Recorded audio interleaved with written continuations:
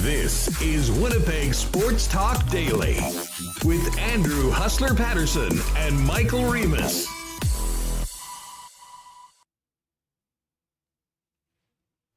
What's going on, everybody? A pleasant afternoon or evening if you're listening on the podcast. Welcome to Winnipeg Sports Talk Daily. I'm your host, Andrew Hustler Paterson, along with Michael Remis back at the Winnipeg Sports Talk Control Center. And we got a busy show today. Lots of great sports stories to kick off right off the top of the program. Some interesting social media contributions from members of the Winnipeg Jets. Cole Perfetti speaking earlier today after just a whirlwind season for the Jets first rounder from last summer. We've got some big news in the Stanley Cup Playoffs. The Boston Bruins are out. The New York Islanders are moving on. And a huge Game 6 tonight in the Stanley Cup Playoffs.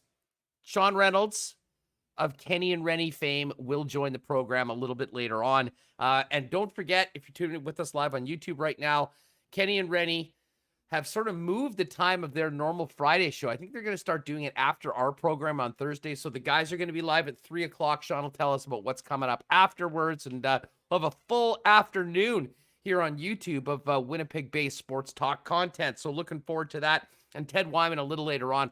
We'll get Ted's thoughts on the Jets crash in the second round of the playoffs. A look ahead to the offseason and what he's hearing about the upcoming CFL season. Of course, a big part of that has to do with the announcement we got from the Manitoba government earlier. We'll touch on that a little bit, what that may mean for fans in the stands coming up. Of course, we are brought to you by our great family of sponsors: Little Brown Jug, Breezy Bend, Not Auto Corp, Boston Pizza, Aikens Lake, Assiniboia Downs, the Nick and Nicky DQ Group, Royal Sports, and PolicyMe.com, as well as we'll get to our lines for Coolbet a little later on and take a look at the outright odds for Euro 2020, which, of course, I know it is 2021, but it's delayed a year. It's starting tomorrow. We'll get to that as well as we get through the program. Let's get Michael Remis in here to get things going. Remo, first things first, how are you feeling today, and how did you sleep last night? Yeah, it's funny you mentioned I didn't get a great sleep. Plus, I usually fall asleep to podcasts, and I've on Spotify, so I subscribe to a number of podcasts, and I guess when you finish one, it just keeps playing the next one on the list. So I woke up at 3:30 a.m. to Ken Wiebe yelling in my ear about Blake Wheeler's leadership skills from the post-game show after Game 4. And all I heard is, "Huss, Blake Wheeler, this is how he leads. He always looks at the positive. Don't you know that by now?" Or something like that. It's literally Ken Wiebe screaming in my ear. And it took me a second to realize I wasn't dreaming about, watching that. It was actually happening. And I turned it off, and I had to go get a drink of water after that. How often would you say that you have Ken Wiebe related dreams, Reem? Probably never, but I think I might dream about doing this show. I don't know. I got it on the brain, but I don't get woken up often in the middle of the night to something I fell asleep to. But Ken Wiebe yelling about Blake Wheeler's leadership did it for me this morning. Well, that's hilarious, and we'll have to. That was a lot of fun, folks. If you have not seen it yet, it was good. If you haven't seen it yet, I had about an hour to cool down after the end. And that's part of the reason why I love doing the show when I do it 1 o'clock in the afternoon, because I'm far enough removed from what happened the night before. Because as I said, we've got a lot of Big J journos in town. Mm-hmm. I will never pretend to be one of those. We're here. We talk sports. We have opinions.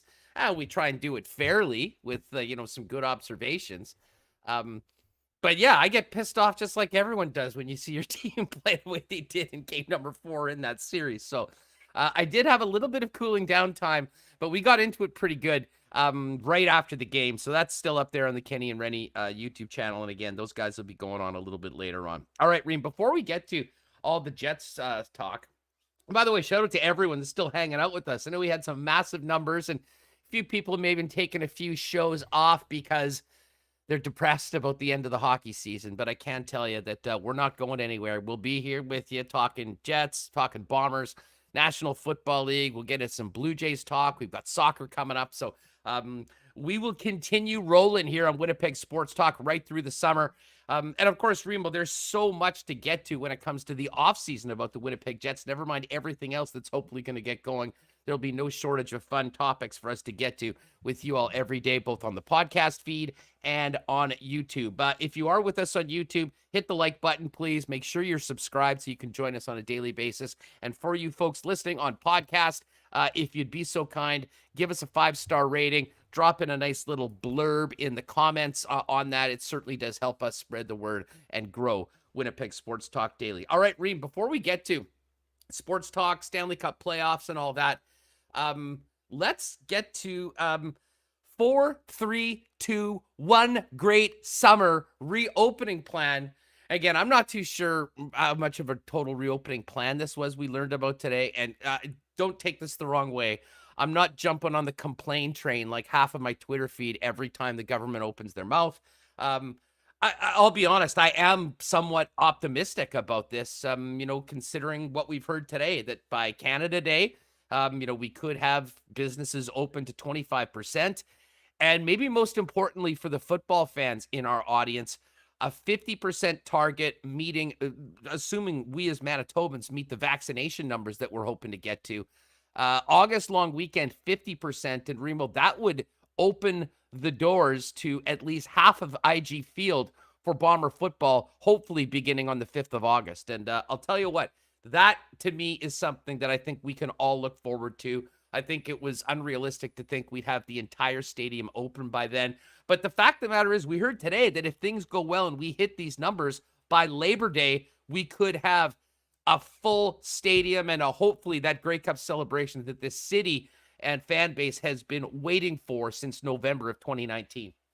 Yeah, I think we all want to see the CFL come back, Huss. So we will wait and see. I think that's our main focus when we're talking about this 4-3-2-1 reopening plan. I don't amazing messaging. Like I would have loved to be in the meeting where they came up with that. Well, I mean, everyone's talking about it, so we'll wait and see what happens. Everyone go get your shots and do all that, and we can get the full arenas back, because we sing the atmosphere and the Islander game last night at the Coliseum, and you get jealous. So I want to play CFL fantasy this summer, Huss. I'd like to go to a Bomber game with full stadium, and seems like they have a roadmap to make that happen. So we will see. Yeah, I mean, again, look, it all comes down to, and I think people wanted a lot of details, and I mean, I'm not political. I'm not getting political at all. This is just basically what we know. And listen, I know we want every single detail right now, but I think it's quite obvious, especially with this new variant that's coming around. I mean, the only way that they can assure us that we can do these things is to hit these vaccine targets. So, I mean, listen, I already got my first shot. I'm getting my second shot, and here's a tip for you all, a little bit of an insider tip on getting your shot. So I now, this past week, I was in the area where I could book my second shot. So I took a couple days, and then I did it yesterday, I think. And my date in the city, I was sort of surprised. I mean, it was well into July. And so I went back and I clicked on a couple of the other sites and got into the Morden Center much earlier. So I'm actually going to be able to get it next week, at the end of next week. So I'm just saying, if you are looking for that and you don't mind, you're mobile and you can make it out, check out some of the spots outside the city, because I think you may have a bit better chance of getting your shot earlier and getting all that done. So anyways, I'm looking forward to that. As I said, I have no issues with any of it. I just want us to get back to normal. And I'm most looking forward to going to a Bomber game, meeting all you at the Rum Hut and doing something where we just say, hey, 7 to 10, 7 to 9, we're at Boston Pizza at one of the locations, open it up and have the Winnipeg Sports Talk gang come down to a watch party for some sort of event or frankly, just to get together and have a few schooners over at BP. So anyways, we'll see what happens, but at least we do have hope that these, facility, I mean, listen, everything, restaurants, bars, people being able to play sports, get together, these things. I mean, we got to get there. Hopefully it happens. It does seem like we're trending in the right direction. Got to keep getting these numbers down. But most importantly, it's not going to happen if we don't get these shots. So that is some good news for that. All right. Moving on, Remo, and we'll talk to Ted too about, what he's hearing about this vote coming up on the 14th within the Canadian Football League. We touched on it a little bit with Jeff Hamilton yesterday. But so, as I said, we'll talk more about the end of the Jets season with Rennie and with Ted a little later on. But we got some A+ Instagram material today from one Ville Heinola, and everyone seems to be talking about it right now that's seen his post. Yeah, we all know Ville Heinola is the Jets prospect. Didn't get in too many games with the Jets this season. Was named to the All-Star team at World Junior, but I guess that's when you finish, your season, you got to post it on Insta and let everyone know, right? So here, let's. Well, and he had quite the season. I mean, he was playing in Europe. He was playing here. Here we have Ville Heinola at training camp, presumably with the Winnipeg Jets, or potentially when he got in a couple of games. There's Ville. We move on to his time with Finland. Wait a sec. What about the Moose? There we go. Moose, amazing season. Craig Heisinger said to Dave Minuk at the end of wrap up, best defenseman in the American Hockey League. I would take that as he is ready to go and make his move to the National Hockey League. Then we move on. Ville Heinola representing his country of Finland at the World Junior Hockey Championships, where he made the tournament all-star team, as well as a picture, I believe, from his time in Finland at the beginning of the year. And then one more picture sort of summing up the back end of his season with the Winnipeg Jets. And Remo, if you want to move to that one, it's the Bernie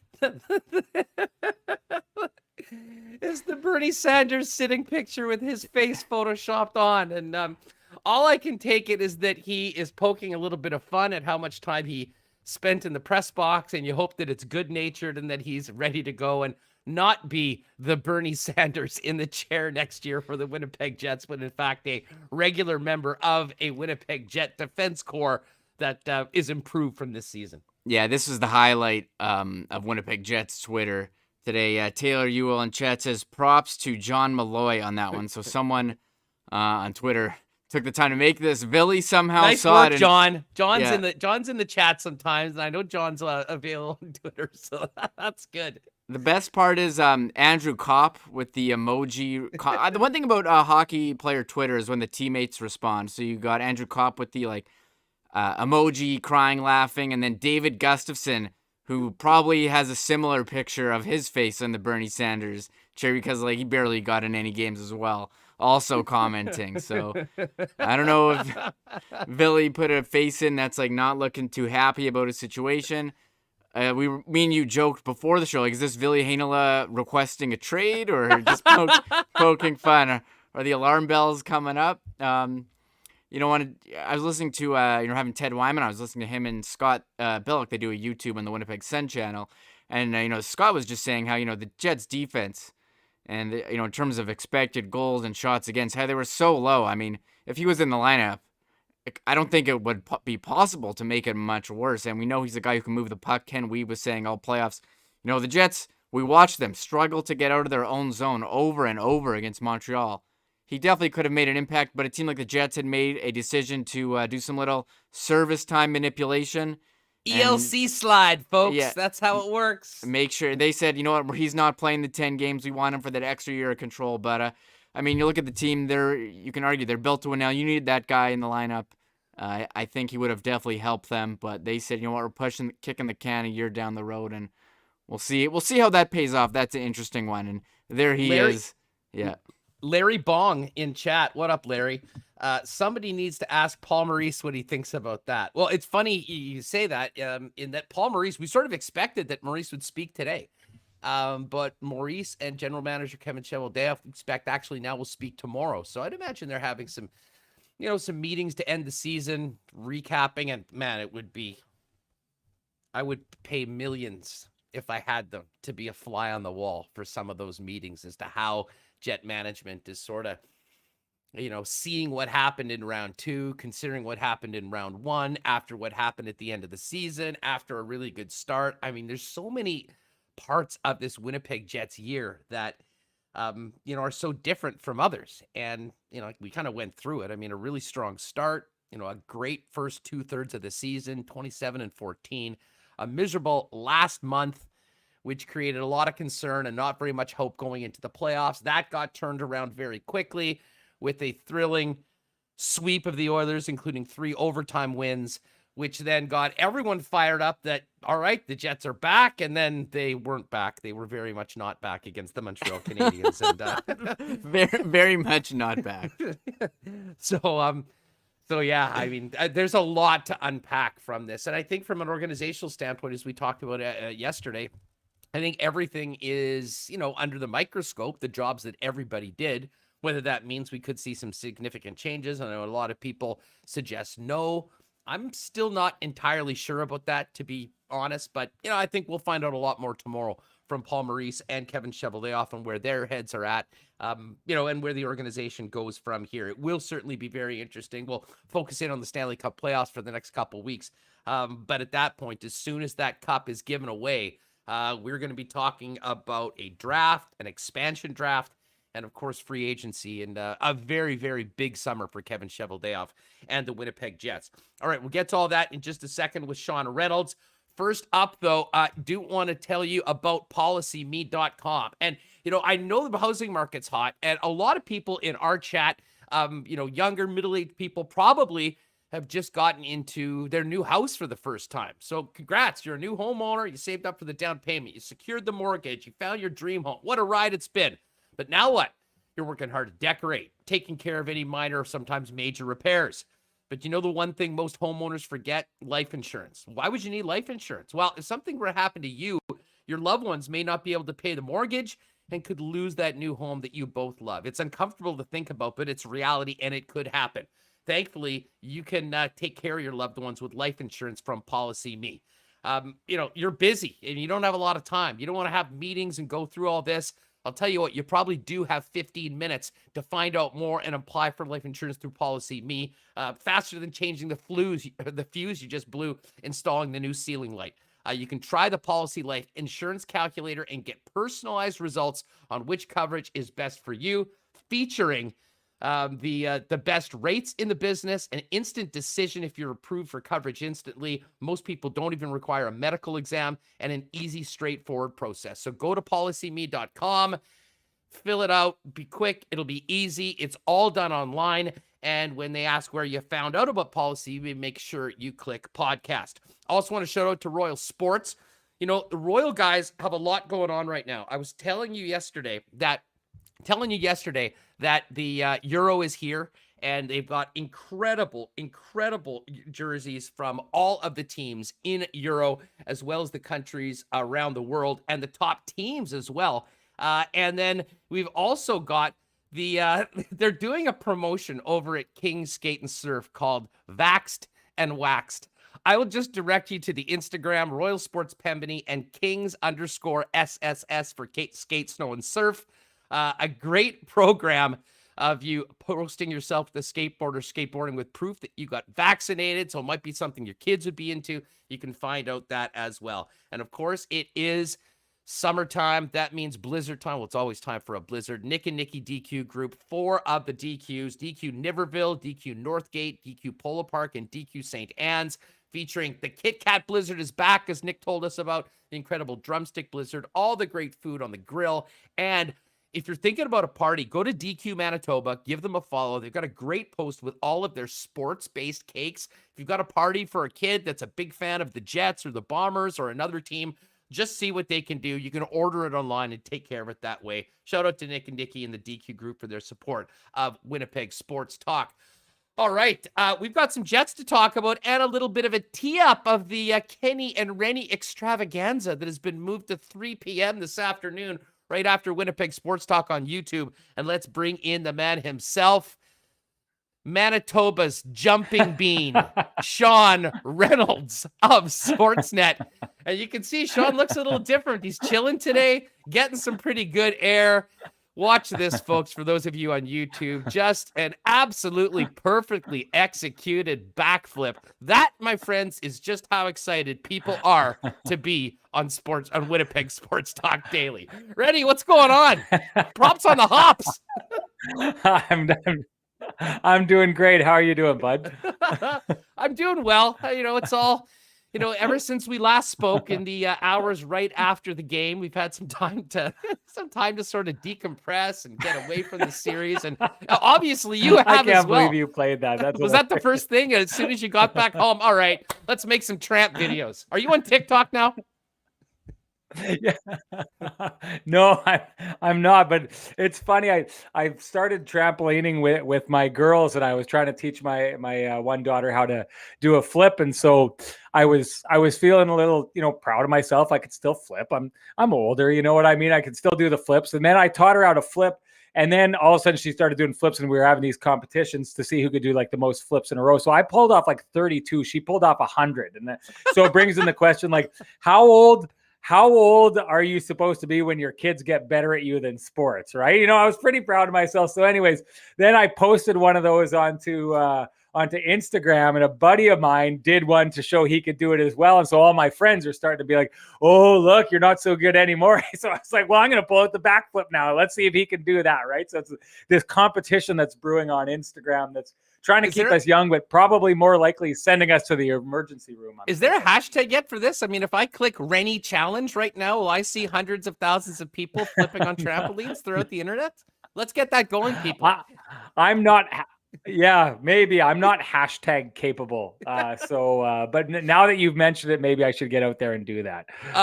Sean, you guys are going live afterwards today. Normally, you guys have sort of done things on Friday morning. It's worked well to kind of come after Sports Talk Winnipeg, and I know a lot of people will be ready to go after our program today. Obviously, you guys were involved in all of the postseason ending pressers yesterday amongst the players. Still waiting to hear from the coach and general manager. That'll be tomorrow. Give us a little idea about what you and Ken have kicking for 3 p.m. this afternoon. Yeah, well, we had to move it to that time because we're trying to figure our way through this stuff, right? We're still doing the YouTube stuff. We're going on the internet, trying to figure out what works, what doesn't work, right? You're a great resource for that because you've got a lot of this stuff figured out. We're still feeling our way out in the dark, and we'd moved out of necessity last week, the Friday show that we usually do at 9 a.m, right after your show, and we just found like our numbers were phenomenal, right? And we give you a ton of credit for that because you're sending traffic in our direction. You've already built an audience because you are must-see viewing, and so people are showing up so any stragglers that we get afterwards we'll take. So we want to kind of explore this idea of coming up after you and give people that experience of you can sit down and chew into some sports talk for quite a while. So tonight afterwards we did a season we did a series preview, both for the Edmonton Oilers and then for heading into the Montreal Canadiens. We make our picks on what we think is going to happen during those different series. So part of this is us taking our lumps because in the first round I picked Edmonton, in the second round I picked the Jets. So I want to give our viewers an opportunity to shame me, as I should be shamed for getting these things wrong. We want to give certain people credit. Jeff Hamilton was the one of our panel of 4 that had the Montreal Canadiens moving on. I think you had him on the show yesterday, so he got that right. Want to give him his due, and I guess we just, I want to take the opportunity to kind of dig into everything that was said yesterday. It was, for me, the most interesting, season wrap, garbage day or whatever, season ending avails for players that I've ever been a part of. What about 2019? So we wanted to, give. Like the mood was very different than 2019. Like the 2019 garbage bag day was kind of a jaw dropper, and that kind of, and that's why, it's so interesting, Sean. I mean, you've covered this team for a long time. I'll ask you, I mean, the way, like, we compared the end to the St. Louis series with really, I mean, more than just the last game of this Montreal series. A very disappointing, Right. kind of Right. lifeless end for the Winnipeg Jets in both. The mood around the 2019 Jets after that game was like, let me get the hell out of here, at least for a bunch of them. And, obviously Yeah. Dustin Byfuglien left and never came back. Well, he did come back for a skate and then was gone. Yesterday was a little different. Yeah. I mean, it was Yeah. more, I don't know. I found like the guys were, still, saying that they were optimistic about the future of the team, especially, some of the real key players. Certainly talking to people outside of the market. All anyone was talking about was the comments of Mark Scheifele, who, it's been interesting. He's got a lot of Right. people in this city that have his back. I was looking at comments to, we put out a tweet, which has got thousands of views of, of what Scheifele said. And, for the most part, the Winnipeg Jets are standing by their star. But, oh, my God, is he taking a beating. If you go outside the perimeter of Winnipeg or outside the province of Manitoba, the shine that Mark Scheifele had on him just as a player and as the guy that he is, I will say this from a PR standpoint, I'm not sure he did himself many favors outside of Winnipeg, but Winnipeg Jet fans love the fact that he's riding for them and still standing up for himself the way he feels he should. Well, I think you're 100% right. I think if you're a Winnipeg Jets fan, you love Mark Scheifele and what he's saying for the most part. Now, I'm not going to say that's 100% because I know on our show we had a lot of Jets fans who disagree with his take that it was a clean hit and that there was absolutely nothing wrong with that. I had a lot of people who said, I'm a Jets fan. I don't like it. I'm okay with it. I need to hear more from him.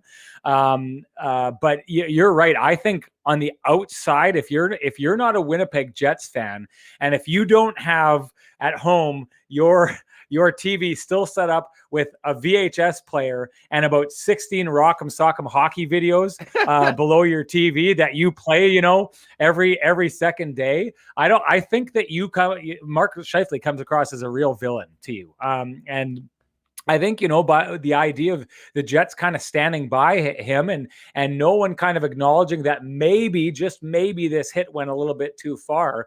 I think it really does set them up as villains outside the market. Here's the thing. I think they're okay with that. And it's an interesting tact. I mean, the one thing about the Winnipeg Jets is they're kind of milquetoast outside of this market, right? There's not a lot of reason to hate the Winnipeg Jets because until, the Edmonton Oilers, they'd never really knocked your team out, right? Like people hate the Oilers in Winnipeg because they just killed them over and over and over again in the 80s. So rivalries happen.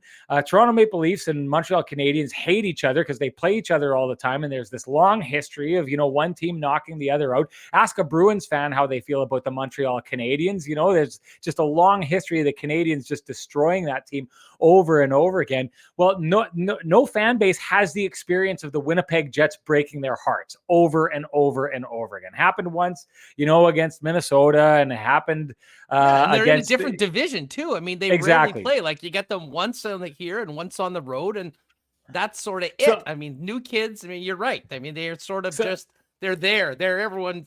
People don't really have strong feelings one way or the other for the Jets until now. I think they do now. Like in Montreal, I think they really dislike them. And I took a look at our Tim and Friends had Eric Engels on yesterday, my colleague in Montreal, and he had a rant he wanted to go on about that. And I went looking. I scrolled the comments, and by no means is it scientific. This isn't a poll. This isn't a commission poll. But when we saw when you just had Mark Scheifele's comments live on our Tim and Friends page, and you went and you looked through the comments, like one after the other, after the other, after the other, it was, I just don't think this guy gets it. And I will say this, regardless, I know Mark Scheifele came out and he said sorry, and he said first of all, I just want to make sure that Jake Evans is okay. His comments after that make it sound like he's throwing that out. I know he's not, but when you say I'm sorry, but man, oh man, did the league job me, and I thought that. Did he ever say he was sorry? I don't think those words ever came out of his mouth. And I think you're right. I think it felt like he was saying sorry because I think he came out and said, first and foremost, I'm worried about Jake Evans. I just want to make sure he's okay. But the thing that's, I think, strikes really poorly for the Jets as a whole is the kind of idea that they kept pointing out that, well, he got on the bus afterwards and he's okay and he got up. Right. This is a guy who is knocked unconscious from a traumatic shot to the head. This is a brain injury, no matter how you play it. What we don't know enough about brain injuries. We don't know that this is going to be a contributing factor to CTE down the road and that Jake Evans may have problems later in his life. We don't know enough about brain injuries to be cavalierly saying, well, he got up, didn't he? Like it's not something you can be saying in this day and age. And it seems like the Winnipeg Jets organization is not just saying that, but they are embracing it. And I think it's an effort here to have Mark Scheifele's back. But I do think that in doing that, the Jets have positioned themselves as villains outside of this market. And I think they're okay with that. So we'll see where that takes them. Sean Reynolds with us from Sportsnet. And of course, Kenny and Rennie, the guys will be going live 3 p.m. this afternoon. And if you're listening to our podcast later on, you can just go check them up on podcast as well or on YouTube a little bit later on. And make sure you subscribe for all the content the boys are putting out. So, Ren, we were talking on, was it Tuesday night, I guess? Or was it Monday night? I don't even know what day it is anymore. Today's Thursday, so this is now Tuesday morning. That's right. The game was on Monday. Tuesday night and morning. Yeah, Wednesday morning. We went long. It was a great. I never went to sleep, by the way. And it was right. Well, I mean, you had a flight in about an hour and a half after we finished talking. I mean, you pretty much had to run out there. Hopefully, all the madness was shut down. And we will talk about what happened to that Jets fan in Montreal a little bit later on. But. Now that we're a couple days away, I mean, obviously we've all been thinking about, the end of the season, how it ended, what this means for the offseason and this team going forward. And, there's questions about the roster. And, after the way the season went, there's absolutely questions, certainly from the public about, management, the head coach. I wonder, what do you think's happening today? Like in these meetings with Cheveldayoff, with Coach Paul Maurice, with Mark Chipman, I mean, do you think that there's a full evaluation that maybe some changes need to be made or considering some things like that? Or is it a matter of just reviewing what happened against like the gory details of 4 miserable games against Montreal and just getting back to the drawing board and moving forward as is?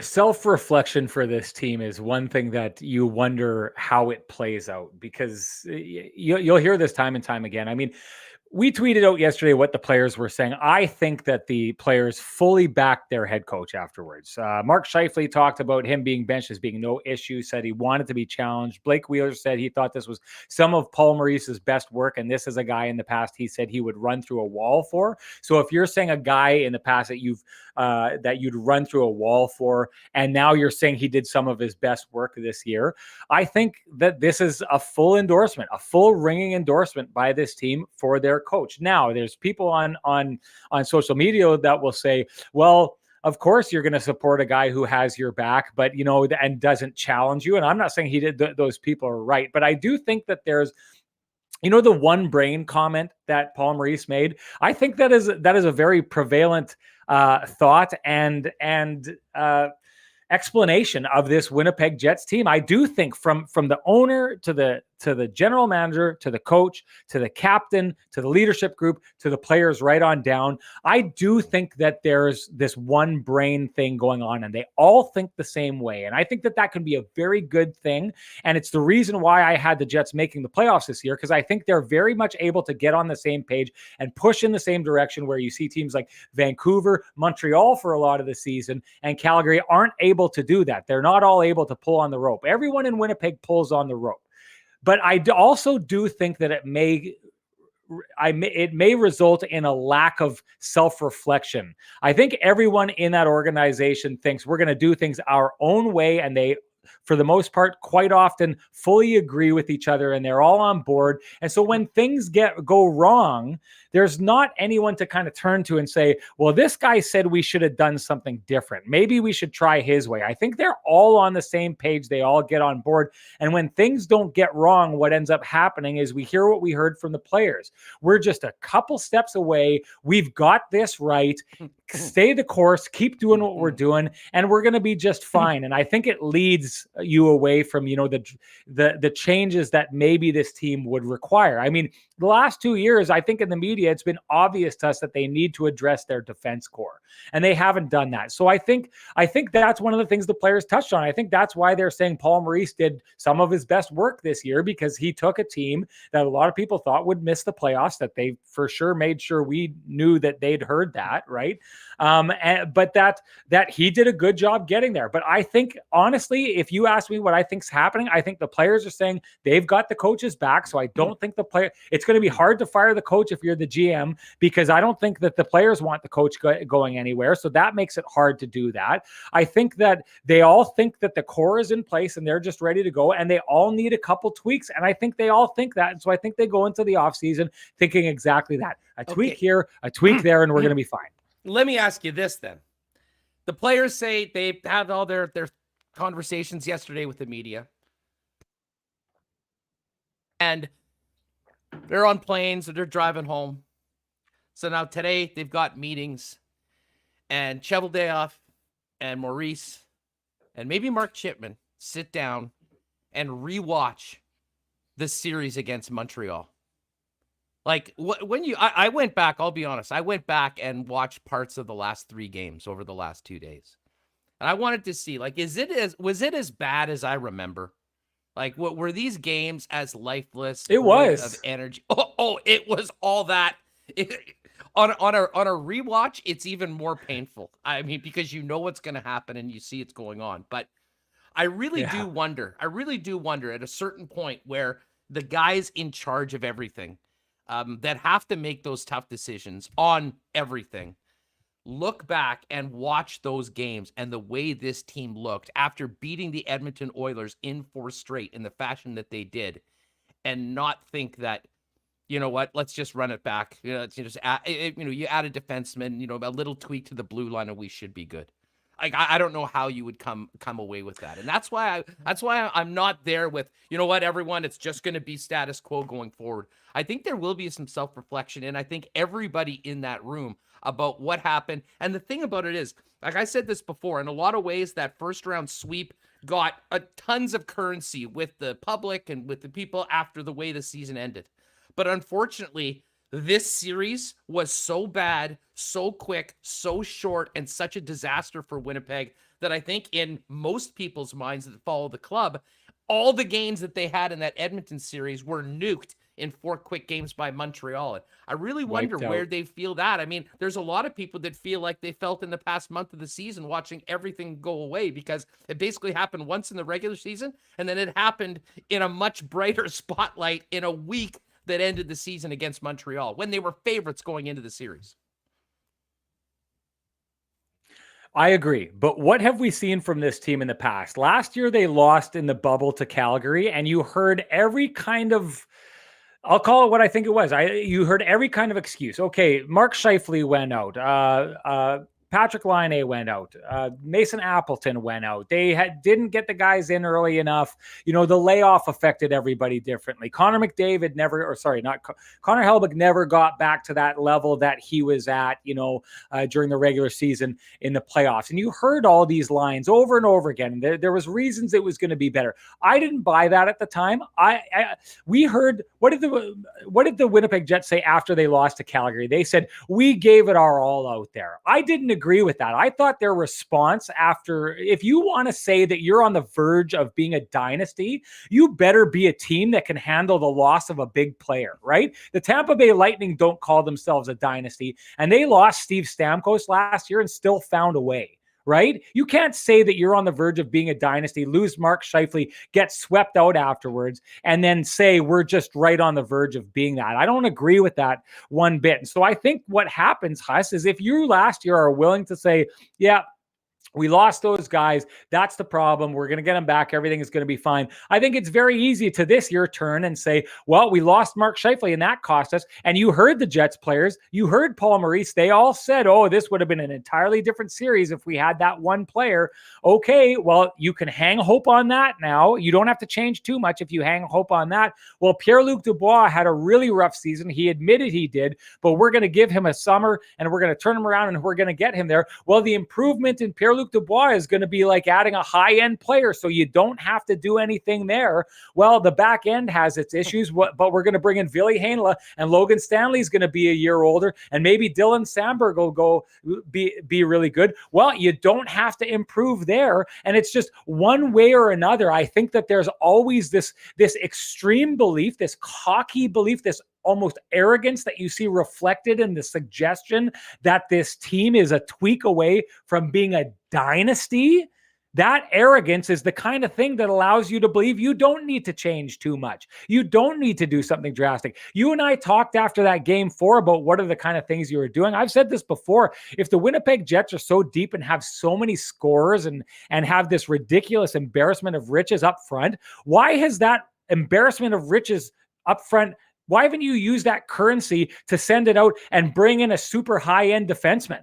Like that's the kind of things I think the fans are calling for. Maybe some of the people on the outside are calling for, but the steady as we go, keep the calm hand at the rudder kind of approach is what has won the day every single year here in Winnipeg.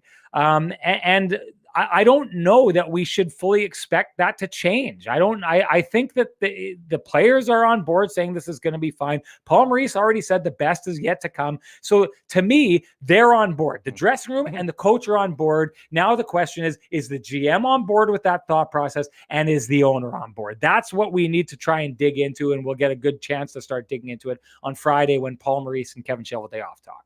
Yeah, then we'll have plenty on both the coach and the GM's comments tomorrow on Winnipeg Sports Talk Daily. Chevy is going to be going at noon, and the coach will be going at 11 a.m. So we'll respond. We'll have plenty of that content for you tomorrow on the program and be able to discuss it all here on the program.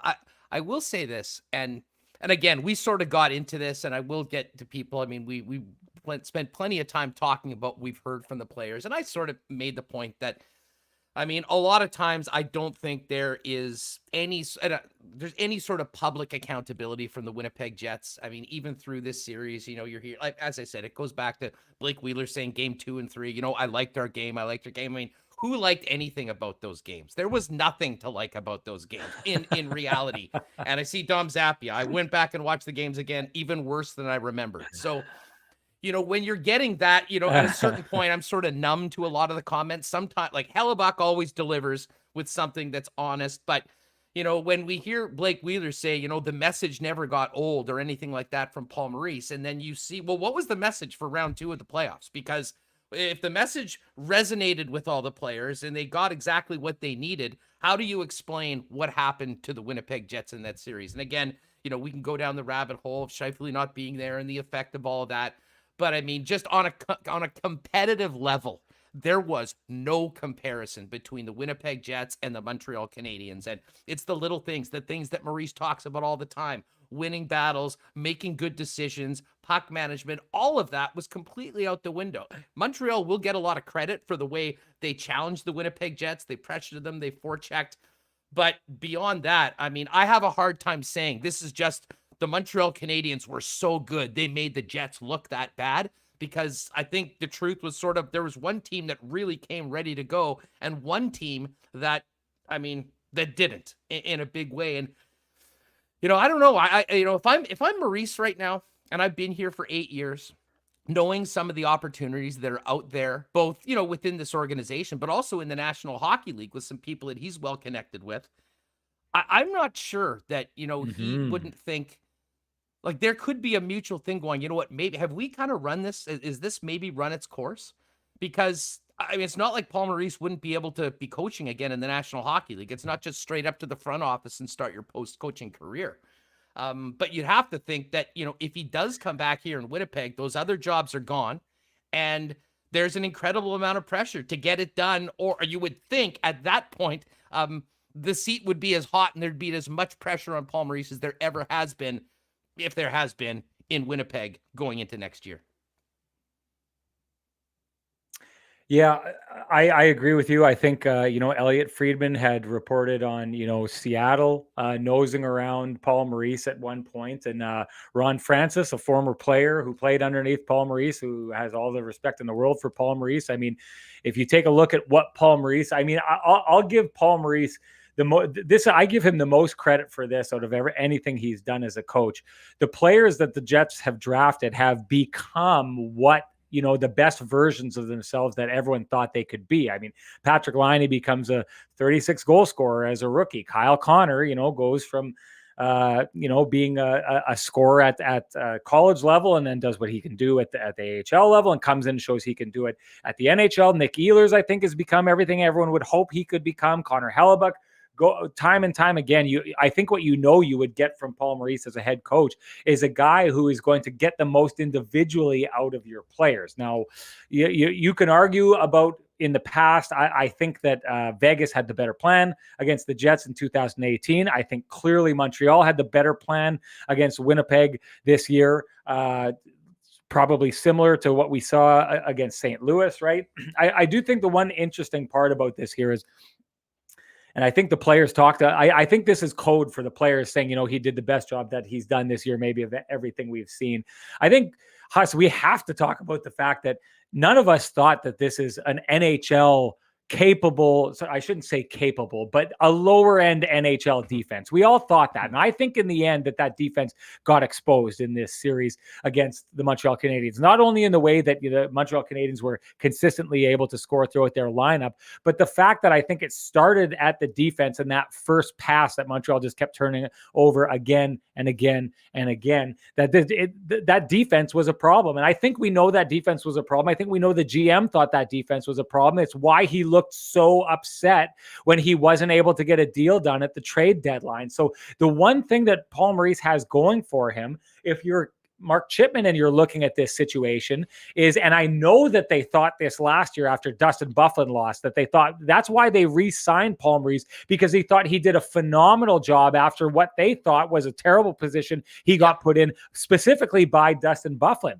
So 2 years now, Paul Maurice can look and say, I got you to the playoffs 2 years in a row. I won you a series against a team that was, better than us in the standings. I got us to the final 8, and I did it with a defense that even the GM who put it together isn't happy with it. So if you look at it from that situation, Paul Maurice always has that card in his back pocket where he's saying, I'm doing the best with what I've got, and I'm doing a pretty good job. And until Kevin Cheveldayoff can build a defense that the league looks at and we in the media look at and fans look at and say, okay, there's something that the Jets have as a strength that they can work with. Until that happens, Paul Maurice always has an out. He always has a reason why things didn't turn out the way everyone's hoping it turns out.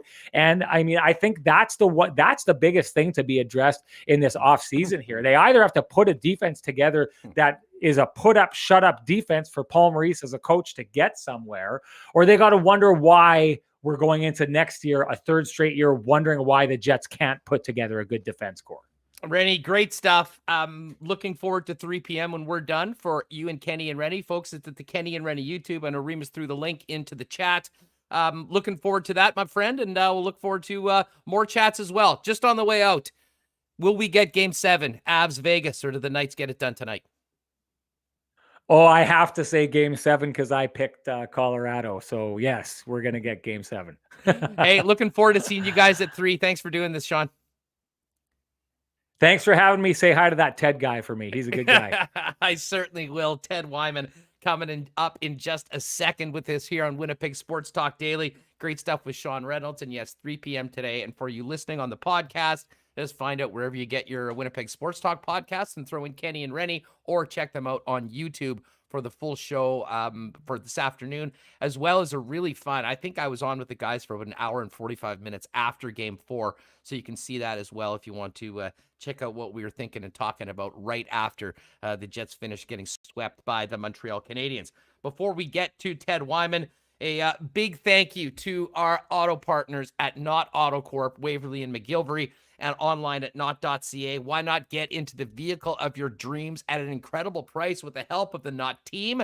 And if you're in a vehicle right now, they'll help you consign it with the help of their very successful consignment program if you're in a lease or looking to upgrade. They'll also detail your vehicle, do any body work you need, a one-stop shop for all things automotive with some great people at Not Auto Corp, Waverly and McGilvery, online at not.ca. And we've got good news today, folks. Coming up on Saturday, we'll be able to gather in very small groups, up to 5, outdoors with friends. And may I suggest, for the first time you see your friends in a long time, make them remember what a cool dude you were by showing up with some Little Brown Jug summer lager right there. You can see it, the beautiful red can.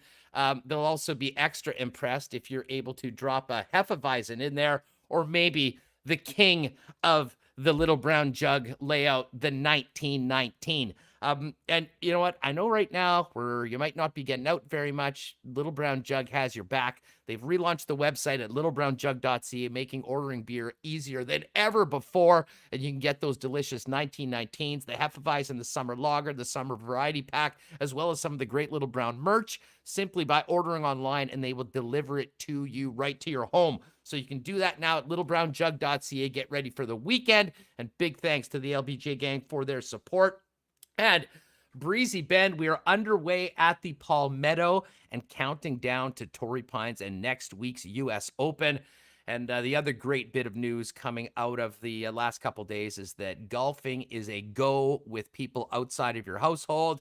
It's outside, it's safe, it's groups of less than 5, so make those tee times for the weekend, folks, and get back out on the course. And if you're thinking about the incredible Breezy Bend Club for you and your family next year, give Corey Johnson a call and get on that waiting list to join it. And I can't wait as soon as the patios are also open, because as much as I love golfing, I like the 19th hole as well. And by the way, shout out to Breezy for that sweet lid today.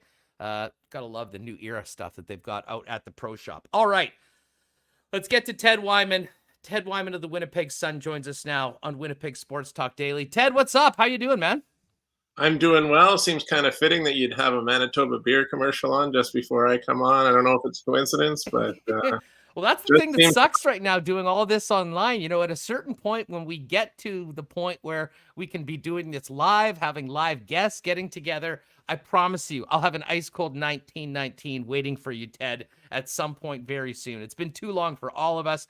But there is some optimism that we're getting. Yeah, let me ask you this, though, just before we get into Jets talk and CFL. Today, we know that the incredible 4-3-2-1 great summer reopening plans come out. We won't get into the details of the times, but, you know, it was interesting. They talked about Canada Day long weekend and August long weekend for thresholds for further reopenings. And the August long weekend was, you know, assuming we get to the vaccination numbers that I think we're all hoping that we get to, we're talking about 50% capacities for businesses. I would imagine that means that if we continue on the track that we're going and hit these numbers, assuming that the CFL season kicks off on the 5th of October, we could have a half full IG field for game number 1 of the season. Yeah, I do think you're right. It does seem like the targets that they're looking at kind of coincide with that. And I think it's imperative, Huss. I mean, the CFL is not a league that's going to be able to do much without some gate revenue, without some fans. And everything's looking really good on that front. Even the CFLPA even just came out with a announcement that they've got a memorandum of understanding with the CFL that the season can start on August 5th, that there will be a season in 2021 from their standpoint. And the league board of governors now just have to vote on it on Monday, and then we find out if that's going to happen. And I'm very optimistic about there being a season, and I'm very optimistic about there being some fans in the stands. We've seen it happen all over the place now where people are indoors. This is outdoors. It's got to happen. Is there any concern about this vote on Monday? I mean, the one thing that we've been hearing, you know, talking about these XFL talks and all those things is that there are teams right now that, even if things get better, not really interested in playing this year. I mean, are you hearing anything about nerves when it comes to the votes of the Toronto Argonauts, the Montreal Alouettes, and the British Columbia Lions? Well, I'm not hearing it specifically from anybody who has a vote that there's nerves about that, but I certainly have read some of the same things that you have, Huss. And this was a concern last year, and it's going to come down to, part of that in terms of this vote this year. But this league has to get back on the field. Are there any other leagues really that haven't? Everyone else has found a way. Even the Canadian Premier League is finding a way. They're making it happen. The CFL needs to make it happen. You can't be out of sight and out of mind this long. I remember talking to Lyle Bauer last year at this time, and he was saying you can't be out of sight and out of mind for even 1 year or one summer. Now they've been out for more than a year, 15 months. It's just not right. No, and it needs to we happen. have to do something. It has to happen. And you know what? That vote on Monday, I think with what we've seen around the country, Manitoba being the worst province right now for COVID, having this sort of plan to get to this point, certainly there's a lot of optimism that we will get there, but we'll pay close attention to that vote on Monday. All right, let's get back to the hockey. We've had a few days to digest what happened with the Winnipeg Jets against the Montreal Canadiens. Before we talk about what we've heard from the players and going into the offseason, Ted, have you been able to make sense of just how bad the Jets looked in that 4-game series after what they were able to do against Edmonton? Because I went back, I was saying at the beginning of the program, over the last couple days, I've gone back and rewatched games 2, 3, and 4. And I remember them being really bad, and they might be worse on a second viewing. I mean, what happened? Well, so the explanation Montreal was better than us isn't good enough for you, because that's pretty much what the Jets players were saying. That's what Blake Wheeler was saying, and it is the bottom line of that series. Montreal was better than the Winnipeg Jets in all aspects. There's just and by a lot. I mean, that's the thing. Every aspect and by a lot. And I guess that's what I'm asking. How does that happen? I mean, no one expected that. I mean, for a team like Montreal, and we were talking before with Sean about, it was all about the defense, and the defense couldn't get the job done, and it was bound to happen at some point. I mean, I think about the way the team played defensively against Edmonton, a team that ate their lunch 7 times in the regular season, and the way they stepped up and were able to defend and were able to hold on. I don't think Hellebuck was better in the Edmonton series than he was in the Montreal series. He was really good in both. And yet you have basically it was the Montreal fourth line that ended up, dominating, fourth line for sure. But again, my point is there was no McDavid, there was no Draisaitl. I mean, you didn't have that incredible, super high-end elite talent. And yet, the Montreal Canadiens controlled every aspect of the games. And I would imagine, and I said this to Sean earlier, I would imagine that these meetings now that the players are gone, with the coaching staff and the general managers, I'm just imagining those guys doing what I did and going back and watching these games again. Yeah. And what they must be thinking, because it's all great to come out and say, hey, you know what, we've got a lot of really good players. We're close. If you're the GM, if you're the coach, that has to be I can't imagine how painful that would be watching your team play like that after what you just accomplished. It was almost like the entire first round got erased, and they rewound right back to the low point of the season with that Monday loss 6-1 to Edmonton, following it up with that blown lead in Montreal. Well, I think some of this is about coaching. There's no doubt. In the Edmonton series, Paul Maurice was the better coach in that series. Connor Hellebuck was the better goalie in that series. And the Jets forwards, they were the ones with the timely goals. So they were better as well. In the Montreal series, none of those things happened.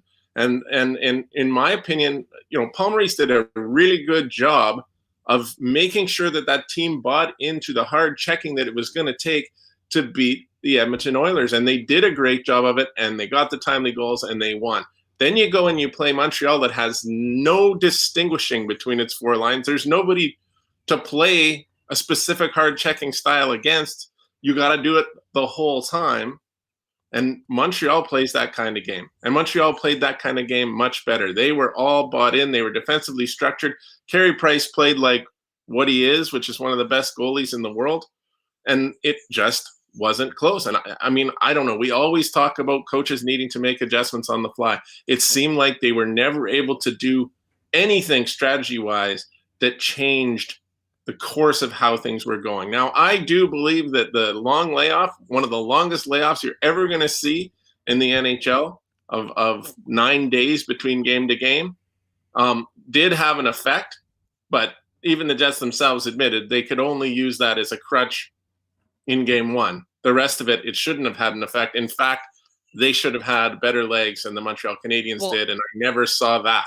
And just on that note, Ted, and, I've talked about this on the program a few times, and I mean, we can talk about systems and we can talk about preparation and all that, but going into that series for the first time, they had practice time, they had rest, they had all of this. And, Maurice in some ways sort of gave a self-fulfilling prophecy going into that game saying, oh, I don't know how we're going to be in the first 10 minutes. The first 10 minutes will maybe look different than the second 10 minutes. And he was exactly right.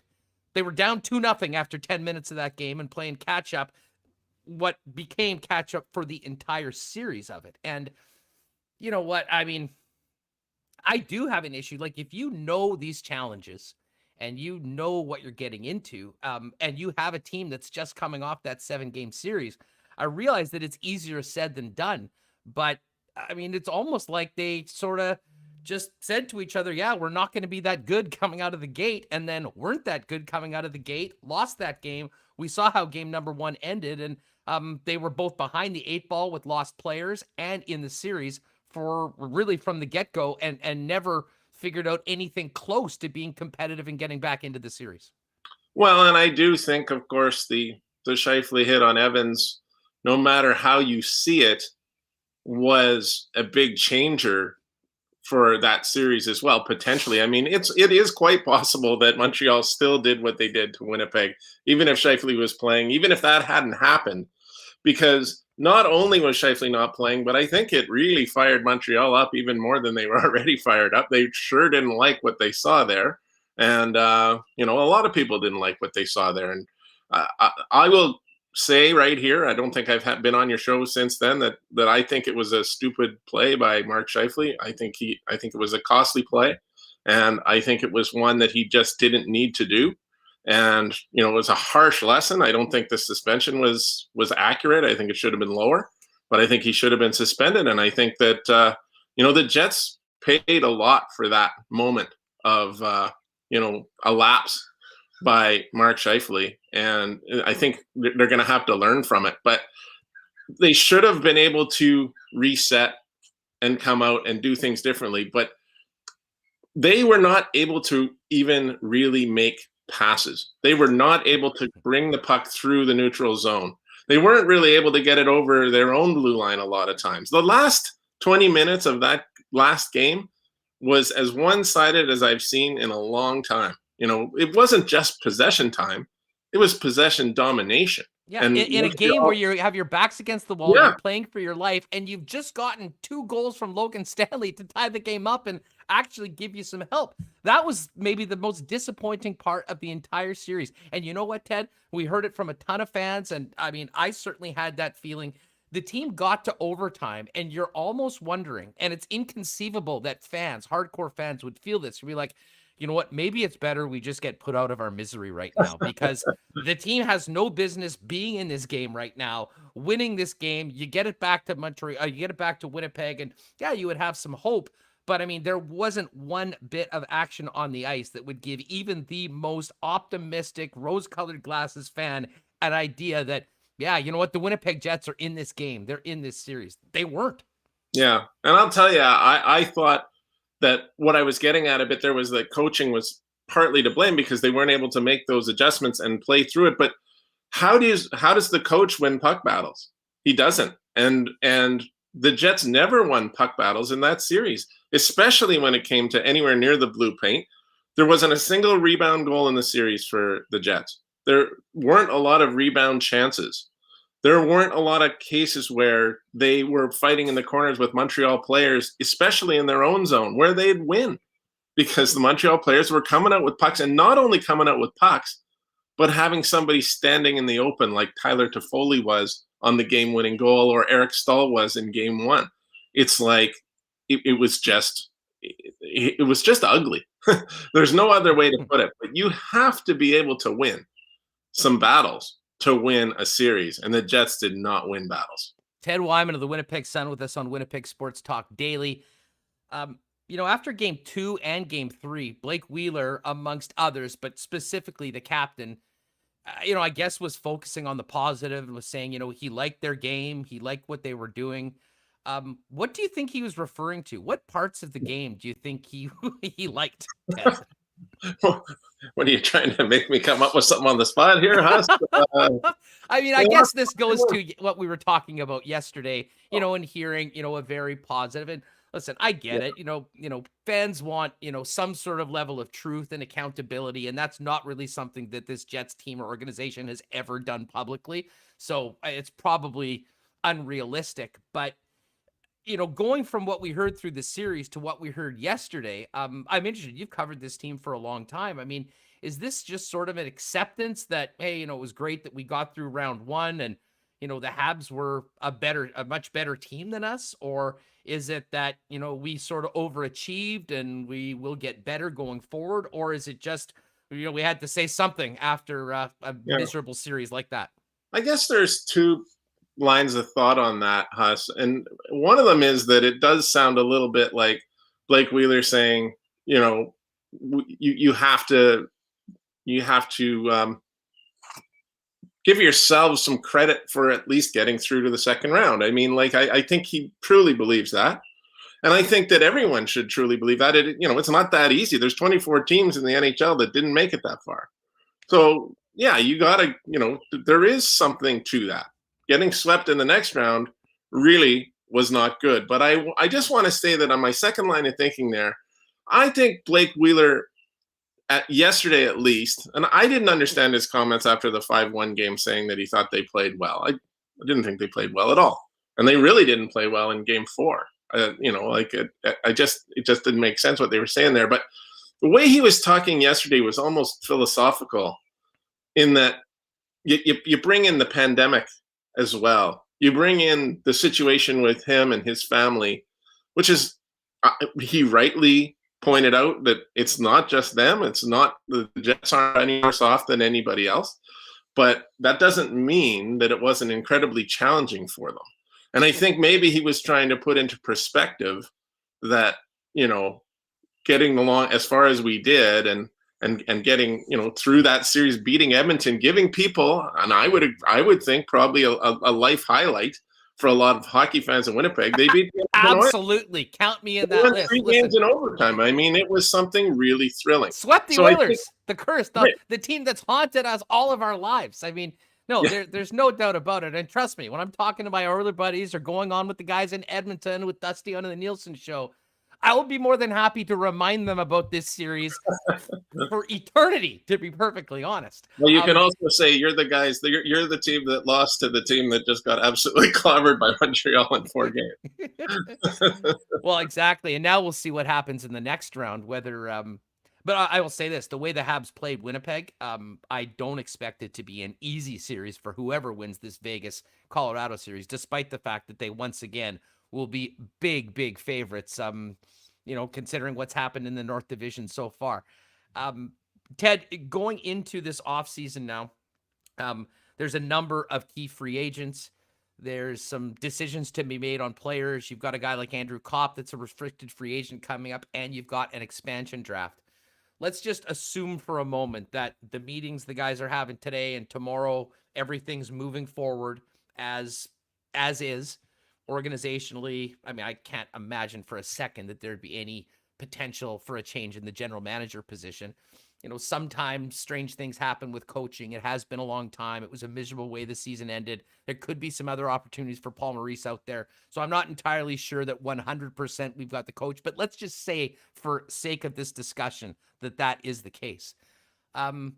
Going forward for the organization, what are once you get through the expansion draft, and certainly depending on what player you lose, that will, add another thing on the to-do list for the general manager. But where's the focus? Where is the number one thing on the to-do list looking ahead to this? Is it acquiring a defenseman via free agency or defense? Or is it moving around some pieces so you've got room for Ville Heinola for potentially Dylan Sandberg to come in and legitimately get opportunities to be in the lineup, not just be on the team? How do you see this playing out? Yeah, interesting that you started with the defense and ended there. I mean, because I feel like that is the case. I think both your points are correct. They probably should be trying to target a free agent that can really do something for him. I mean, let's not forget Derek Forbort is an unrestricted free agent again now too, and he did a lot of good work for the Jets this season, mostly by being unnoticeable, which I think is really a good thing for a defenseman. But aside from maybe re-signing him, I don't know whether that would be on the table.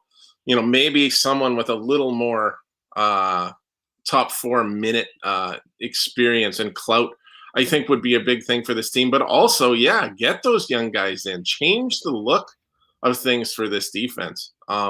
And Ville Heinola has to be a part of this team next year, in my opinion. He's a good player. He's already shown at the NHL level that he can play and that he's a good player. He's shown he's got a good sense of humor too. Did you see his Instagram post today? I didn't. It was 5 pictures from this season, and it was him with the Jets, him with the Moose, him with Finland with the junior team, him with Finland playing pro, and the final picture was the Bernie Sanders picture of him just sitting there in the chair with Ville's head photoshopped on it, referring to, there it is for folks that are watching on YouTube, where he was sitting. I mean, absolutely hilarious. Absolutely hilarious. So, I mean, I think he's having a little bit of fun with it. He'll be motivated. And the Jets did let that ELC slide, which I think big picture is a good thing, when it comes to team control. But there's no doubt about it. This young man is going to, I would assume, get every opportunity to be an impact player right from the drop of the puck next year. Well, puck moving was a problem. And, Josh Morrissey's a good puck mover. Neil Pionk's a good puck mover. Logan Stanley's looking like one.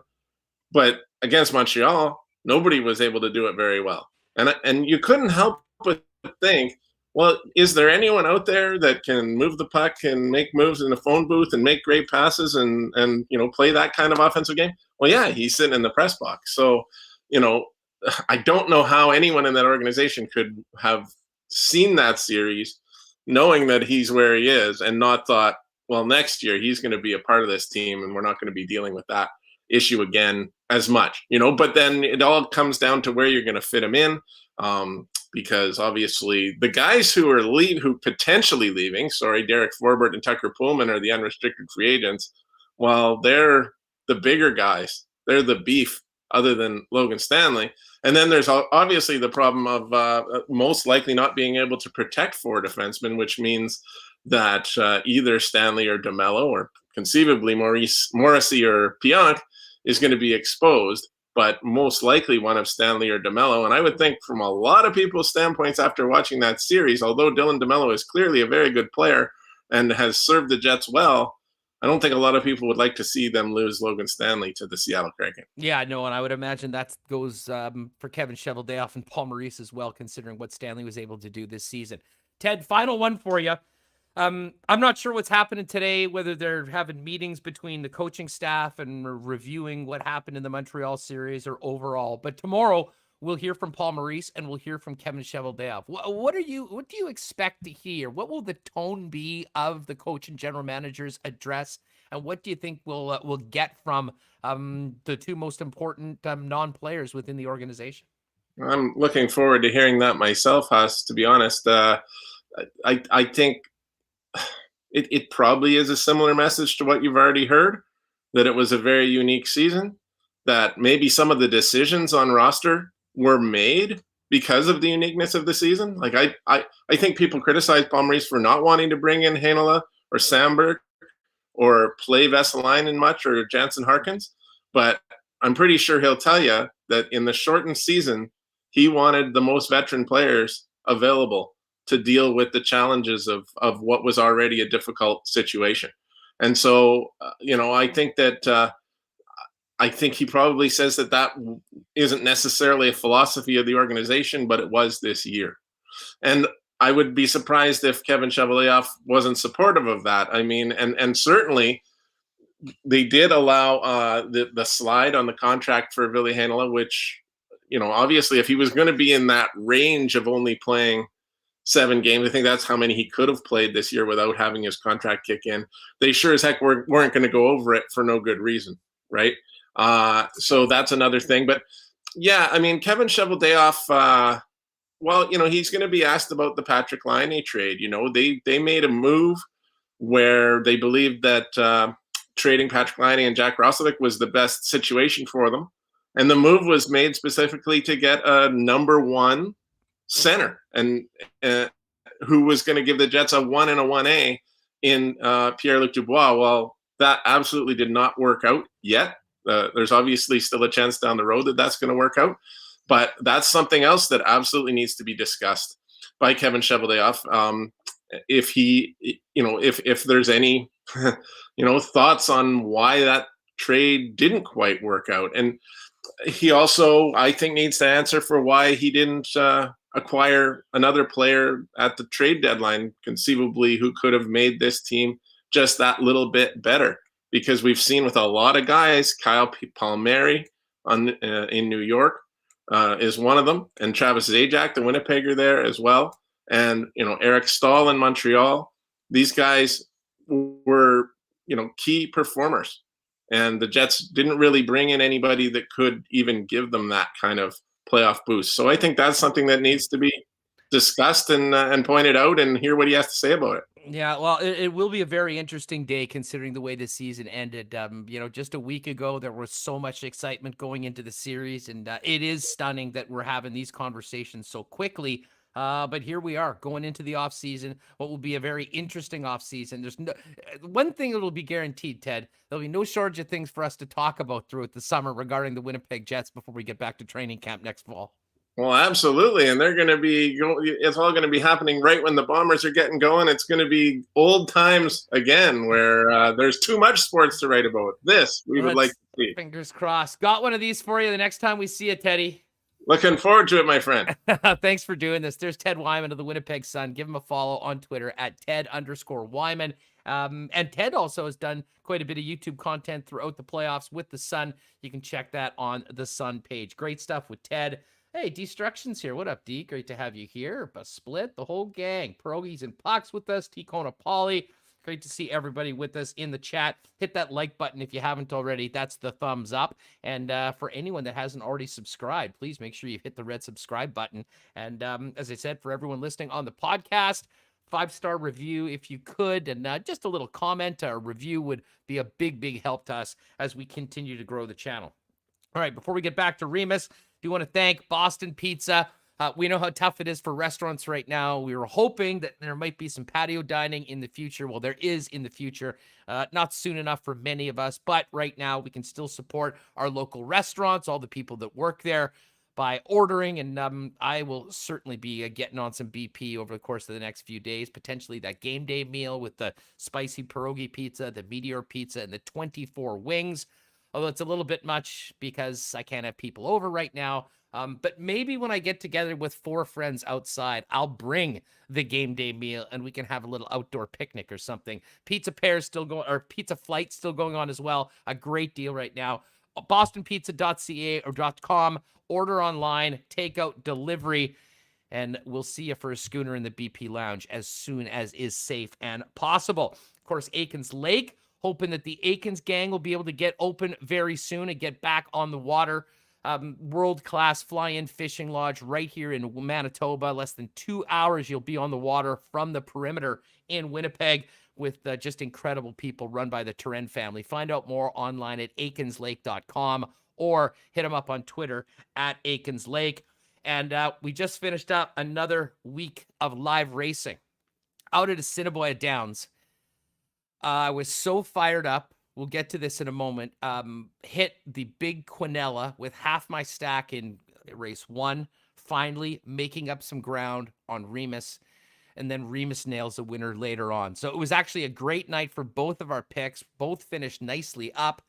But I still have a lot of...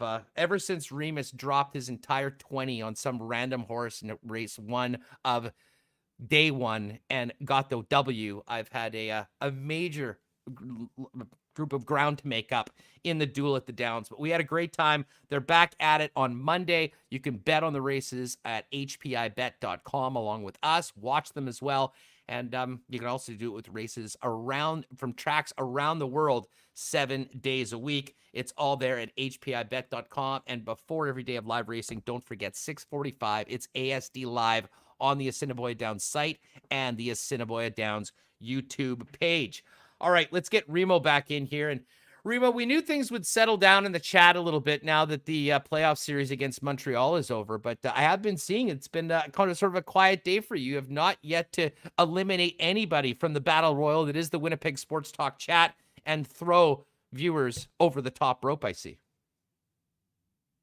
No, Huss, it's actually been pretty chill. I know Sean mentioned Rock'em Sock'em videos when you talk with him. Well, I was just, sitting here watching my copy of Don Cherry 16. So, yeah, I didn't really have to do too much at all. How many of those were there? I think they were like, they're over like 20 something. Like, I think I bought one at Dollarama at one point, actually. But I mean, the early ones, getting one of the early ones, yeah. and I mean, you were just so fired up to see those. I mean, it was just the hits, the fights. I mean, it was a different time in the hockey world. But I mean, listen, I'm not a big fan of Don Cherry, to be honest, but I will tell you, I loved the Rock'em Sock'em videos when I was a kid. It did have its time, though. I'm amazed that there was edition 16 of the package. Waiters 27 in chat says there were 35 of them. Sean _ 37 says there weren't enough of them. And I kind of agree. You need those. I will say Don Cherry 5 on VHS. I don't know if anyone had that. There is part of it where he does his rap, which is unbelievable and the most like 90s. So I'm sure it's on YouTube. I could even pull it up right now and I'm sure you'd have a good time. Hey, shout out to Assiniboia Downs in the chat. It wasn't just let's wear 3 layers of goggles sloppy, but rubber boots required. Yeah, all sorts of weather this week out at Assiniboia Downs. I will say, and again, it doesn't really matter right now because there are no fans allowed. Mm-hmm. But great weather next week for racing and just for getting outside. And I guess, and we'll find out more on this. We were kind of alluding to the potential of having fans at Bomber games. I would imagine, I know Darren Dunn mentioned to us earlier on that their plan is to go ahead with the Monday, Tuesday, Wednesday for this season, assuming there won't be fans. But the fact that we might be able to get to 25 and 50% opening, I would assume might mean we can get together at the track at some point, albeit with limited capacity. And if that was the case, that would be phenomenal. I will be getting there at the first available opportunity, making it happen. I'll say this: you can have 5 people over. I'm going to be setting up a TV outside, putting on the Assiniboia Downs YouTube. Yes, and just getting everyone on their phone doing HPI bet and betting on the Downs. That would be fun. I'm actually thinking about doing that, having a horse racing night. That'd be pretty sweet. Oh, Motown Mitch, I got screwed in race 6 by an inquiry. The 4 that bumped the 2 horse and 2 got DQ'd. What the hell? LOL. Yeah. That's harsh. And you apparently won some crazy photo finish. That's part of the reason why you're caught up to me last night. I got to pull it up. Yeah, the horse I won, McCaig, which I beat all the Assiniboia Downs handicappers. Shout out to me, giving myself the Barry Horowitz. This horse was like, it was within striking distance, but literally caught up like right before the finish, and they had to do a photo after, and he won by a nose. I was like in bed on my phone watching it, just like going crazy. And my wife's like, "What are you going so nuts about?" Well, and you got a shout out from the guys from Kirk and Stretch and Marsh who tweeted out. Did they? Michael Remis last night at Sports Talk Winnipeg with the winner.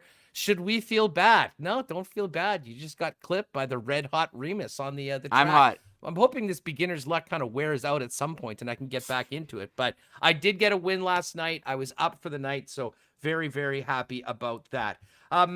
Remo, now while I've been doing the interviews, any word on Jared Bednar's status for tonight's game? A pretty wild report this morning that Bednar wasn't there for the morning skate because there was COVID-19 discrepancies in testing. And can you imagine going in on the road in Vegas in a game with your backs against the wall that could be your season without your head coach?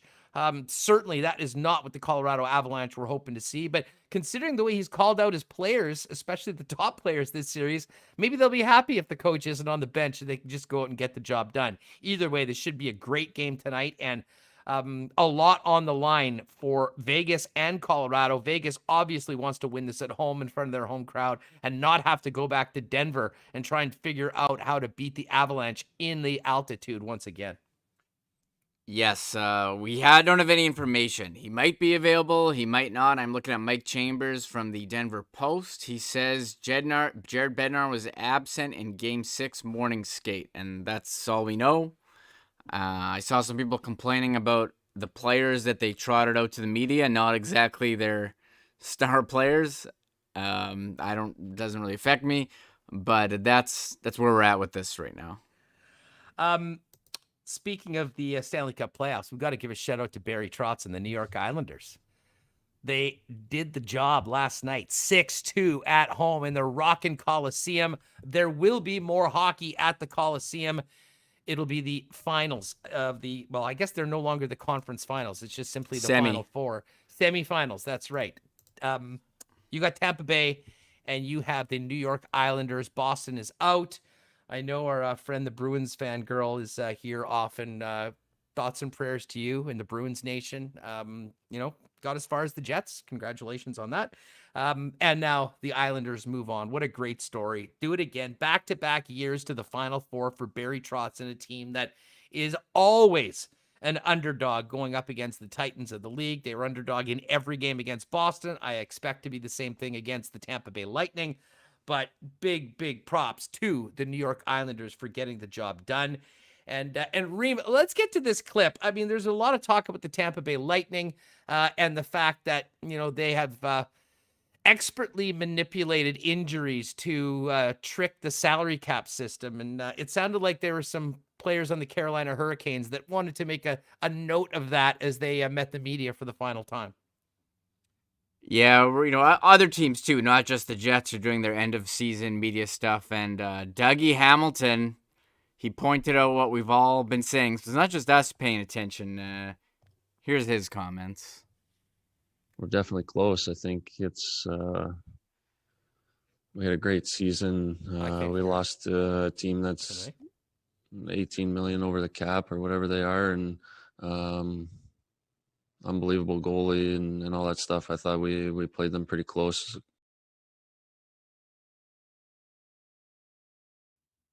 Yeah, sorry, you couldn't hear that, Huss, but everyone else could. I'm not sure why. Okay, there you go. So, 18 million over the cap. Just don't forget that, folks.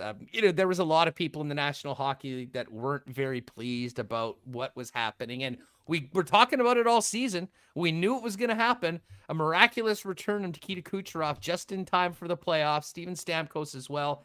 And, the Lightning, to their credit, utilize the rules as they are set out in the CBA and have an absolute powerhouse. You give the Islanders much of a chance against the Lightning?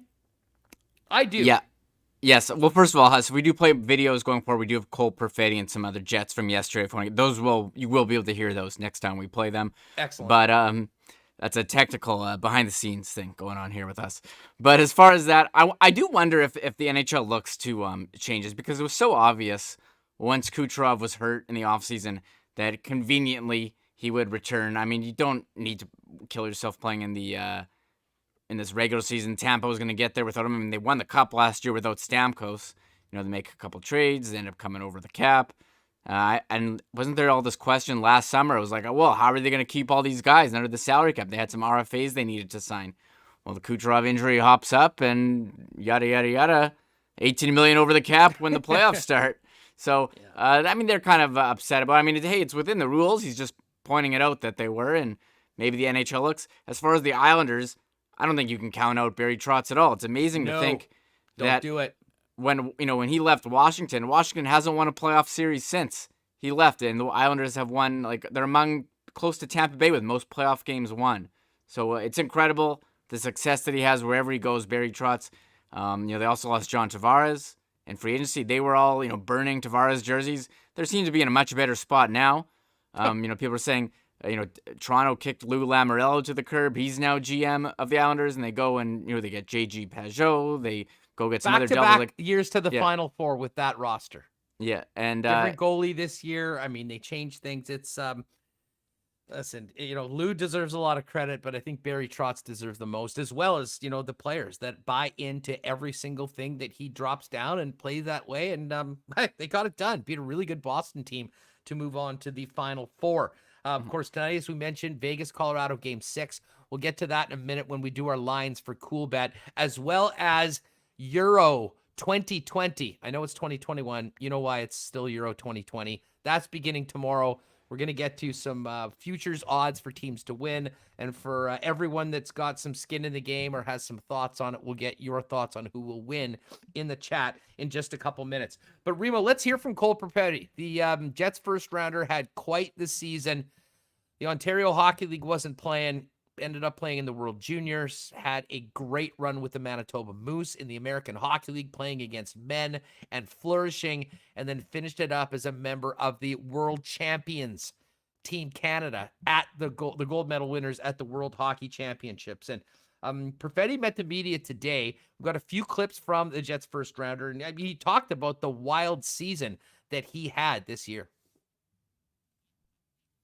Yeah, it was a long year. It was a hectic year, starting from the draft and going to World Juniors and all that, and being away from home and stuff like that, not seeing family for a while. But it was an amazing year, and being able to finish it off with a gold medal, come home with that, and be a world champion is something pretty special. And it's just a perfect way to end off this first year pro and this amazing run amazing journey, I'd rather say, that I've been on the last 8 months here.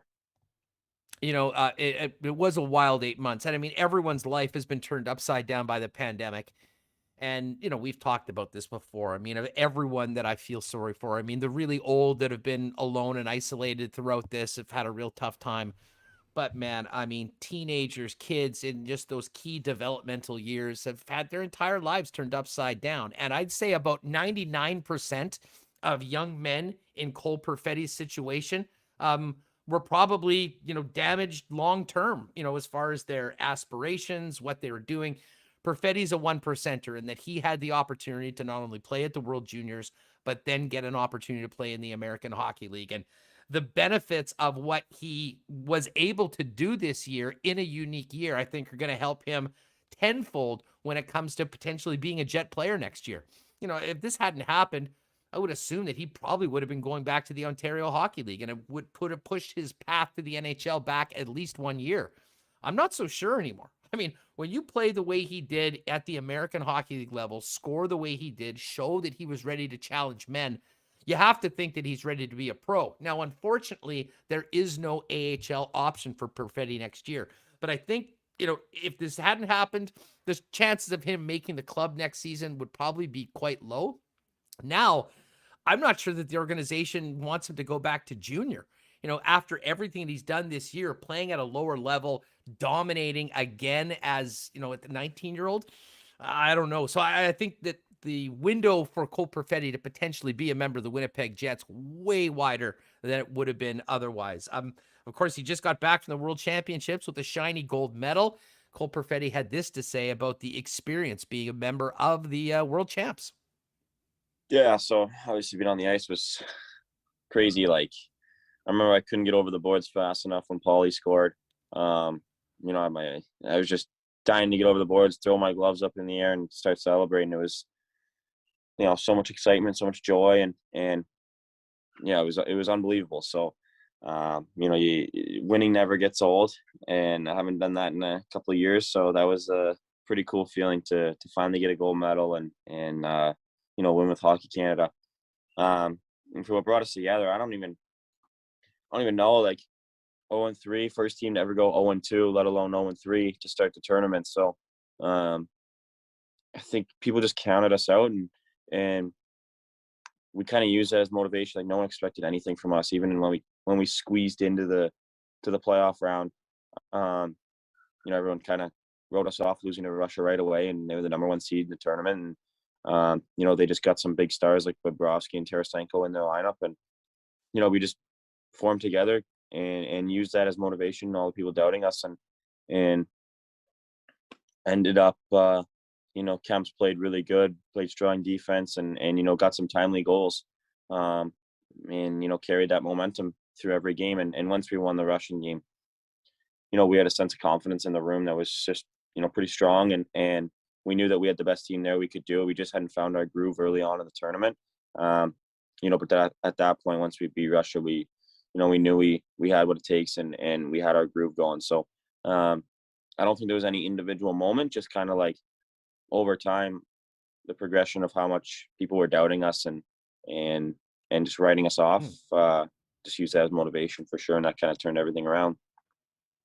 All right, there's Cole Perfetti discussing his what an experience he had at the World Hockey Championships for a young man. Schickster in the chat, shout out Schickster, asking, why is there no AHL option? That's part of the agreement from between the National Hockey League and the Canadian Hockey League, where if players that are drafted from CHL teams, 19-year-olds, if they do not make the club, have to go back to junior as opposed to going to the American Hockey League. It's a contentious rule. There's many general managers in the NHL that would like some sort of an exception for a player like Perfetti that's clearly outplayed his time in junior, that might not be 100% ready for the National Hockey League to do that. But I don't imagine there'll be any changes before next year. So really the options are play with the Winnipeg Jets or go back to the Ontario Hockey League for Cole Perfetti. All that being said, we've talked about what he's been through, the gains that he has made as a player, the experience that he's received and earned. And Cole Perfetti talked about just the confidence he gained through playing against men and all the different experience he's had over the last 8 months. Yeah, well, this whole year has been major for me. Like being able to play in the AHL, get the pro experience, what it's like to play with men, kind of realize what I need to work on this summer to get to that next step. And then obviously playing at the Worlds with a bunch of NHL guys, I was really happy with my play. I was, I felt very good on the ice, very confident, able to make plays, and was very happy with how it went. Kind of made me realize, there's obviously lots and lots and lots of work to do, but, I'm not as far away as I thought I was, I don't think. I think, I proved myself, proved a lot to myself. I think I, showed that I can play with the physicality of men all year, the strength, the speed, can make plays. Obviously, it's just going to becoming a man and getting more strength, getting that natural strength and stuff like that is going to come with being in the gym and all that. But big year for me, confidence wise, and realizing where I am and how much work needs to be done, and definitely know what I need to work on in the next couple of months here before heading to Jets camp. Yeah, an important summer, a big summer, but a quick summer as we're already in the middle of June. And, come September, we assume that NHL clubs will be getting back together with somewhat regular training camps and looking ahead to next season with fans in the stands. Fingers crossed. What a year it's been for Cole Perfetti. And, Reem, I don't know where you are on him. I mean, we know the way the Jets handle their younger players and prospects. This is a very unique situation in that, this is a guy who was thought to be a top 5 pick. Jets got pretty fortunate with him falling to them in the 10 spot. They couldn't get to the podium faster. And now, despite everything that's happened and how damaging it's been for so many players, Cole Perfetti is sort of the unicorn, if you will, a guy that took advantage of this strange year and benefited more than just about anybody in his position. I think that really does make him a realistic shot at cracking the lineup next year. It was hard not to watch Montreal and look at Cole Caulfield, who's basically a year older than Cole Perfetti, and see what he did for them and wonder if Cole Perfetti, in this upcoming season could do that for the Jets. They could have definitely used some of that energy that he could bring. We know that he played well in the AHL. By the end, he was, player of the month. Was named to the Team Canada team. I mean, I have no idea if he could or not, but maybe put him in, give him a shot. You're kind of limited for the options, Huss. If you can't go back to junior, if you can't go back to the AHL and he has to go to junior, I'm not sure what the benefit is there if he's already had success at the AHL. So that is something that we're going to be watching going in, and maybe I wonder if it affects how they approach the offseason. One thing about the offseason, I was thinking today, like the last couple of years, the Jets have always done that token veteran signing to the 1-year deal, the Mark Letestu, Matt Hendricks, Nate Thompson. Do they do that again, or are they going to throw in like a Perfetti and a Gustafson? And how many of these young guys as well? I mean, Heinola and Sandberg as well, too. I mean, are they going to start the season with that many young guys in the lineup? Or do they go for a trade? I don't know what they're going to do. And they also have the first pick in this year's draft. I mean, how many young guys do you need when you have the best goalie dragging your team into the playoffs? It seems I agree that I don't think they're that far off, as some might think. But I mean, there's still got a couple pieces to go, but I think it's attainable. No. Yeah, listen, I got a lot of optimism about the young players that are coming in. I don't think it's just going to be the young players that come in and all of a sudden turn the Jets into a team that looked the way they did against Montreal into a world beater next year. But I certainly think that, continuing to inject talented young players into the lineup can help. I mean, the thing about it is are they going to get an opportunity to play? I mean, the whole Ville Heinola situation this year, listen, I totally understand the fact that, they didn't want to activate the contract, but, the month of not playing probably didn't help him very much. But again, it's a unique season, and some things I don't think could be avoided. You had that taxi squad. They thought they might need him. They did play him at times. Going in. But I think Gustafson absolutely is in that spot that Nate Thompson's in on opening day. I do believe that. Now, I still do think there'll be room for a player. Like if Paul Maurice is coaching this team next year, you can count on some sort of veteran presence on that fourth line, whether it's Trevor Lewis returning to play with a guy like Gustafson or, another similar 1 year, $1 million signing. I think that will be the case, but I do think there's definitely room for Gustafson. We'll see whether Perfetti can go in and show that, he can play in that top 9, at the beginning of the year. If he can, then I think there's a spot for him. If he can't, unfortunately, that probably means another year of junior hockey. And, as far as the defense, Heinola, I think for sure. Sandberg, I think will have a chance to, prove his spot. And, there's another guy, and I don't know, maybe this is maybe another year away, but Dave Minuk, and obviously I've seen some of the Moose games this year and watched some of them. I haven't been in the building. But Johnny Kovacevic has quietly sort of emerged as one of those originally off the radar prospects that has turned into a very capable American Hockey League player. And Remo, thinking about how big those Habs defensemen were through that series and what they did to the Winnipeg Jets, I don't think there'd be very many people that wouldn't mind another big guy like a 6'5" beast like Kovacevic alongside Logan Stanley on that Jet blue line next season, especially when you get to playoff time, if he can hack it in the big league. Yeah, they need some, we always joke about, and I think I saw Anthony Stewart tweet this out too, Nintendo Ice Hockey. You got the skinny guys, medium guys, big guys. Your favorite?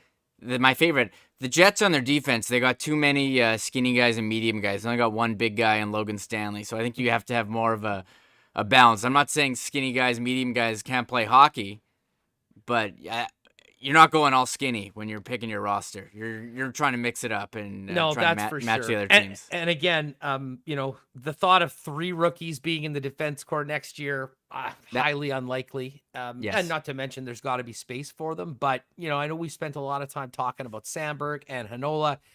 Don't sleep on Kovacevic as a potential defenseman in the near future for the Winnipeg Jets. Maybe not necessarily next season. Okay, I do want to get to the Coolbet lines because we want to get to it. Do you want to get to, we do have a couple other clips from Jets from yesterday. Do we want to get to Copp and DeMello? I mean, Copp's like 3 minutes. Do we want to play those? Do people in chat want to hear from Copp and DeMello and Stanley? I don't know. We can let them say. Yeah, well, Copp's always interesting. I do want to play Copp. Let's do Copp because there's the potential that this is his last game with the Winnipeg Jets. I mean, he is an RFA. They do have the rights to sign him. We all remember that he went to arbitration the last time he signed a deal with the Winnipeg Jets. And I'll never forget, he came on our program afterwards and we talked to him about the new deal. And as often happens when you go through the arbitration process, it's not fun. And listen, he got his deal, but, was not really, didn't seem enamored with everything that he went through to get that. And I remember talking to Rick and Remo off air afterwards going, geez, you wonder if that means it'll be a lot more difficult to get a deal done, the next time around. Now, Andrew Copp has proven himself to be invaluable for the Winnipeg Jets this season. And despite he and a lot of guys having rough series against Montreal, had a career year, a career high in goals, points, played all around the lineup, and really proved to be one of the most important and versatile members of the Winnipeg Jets. So he talked about his season as well as what's to come, which of course is signing a new contract for next year. Here's Andrew Copp.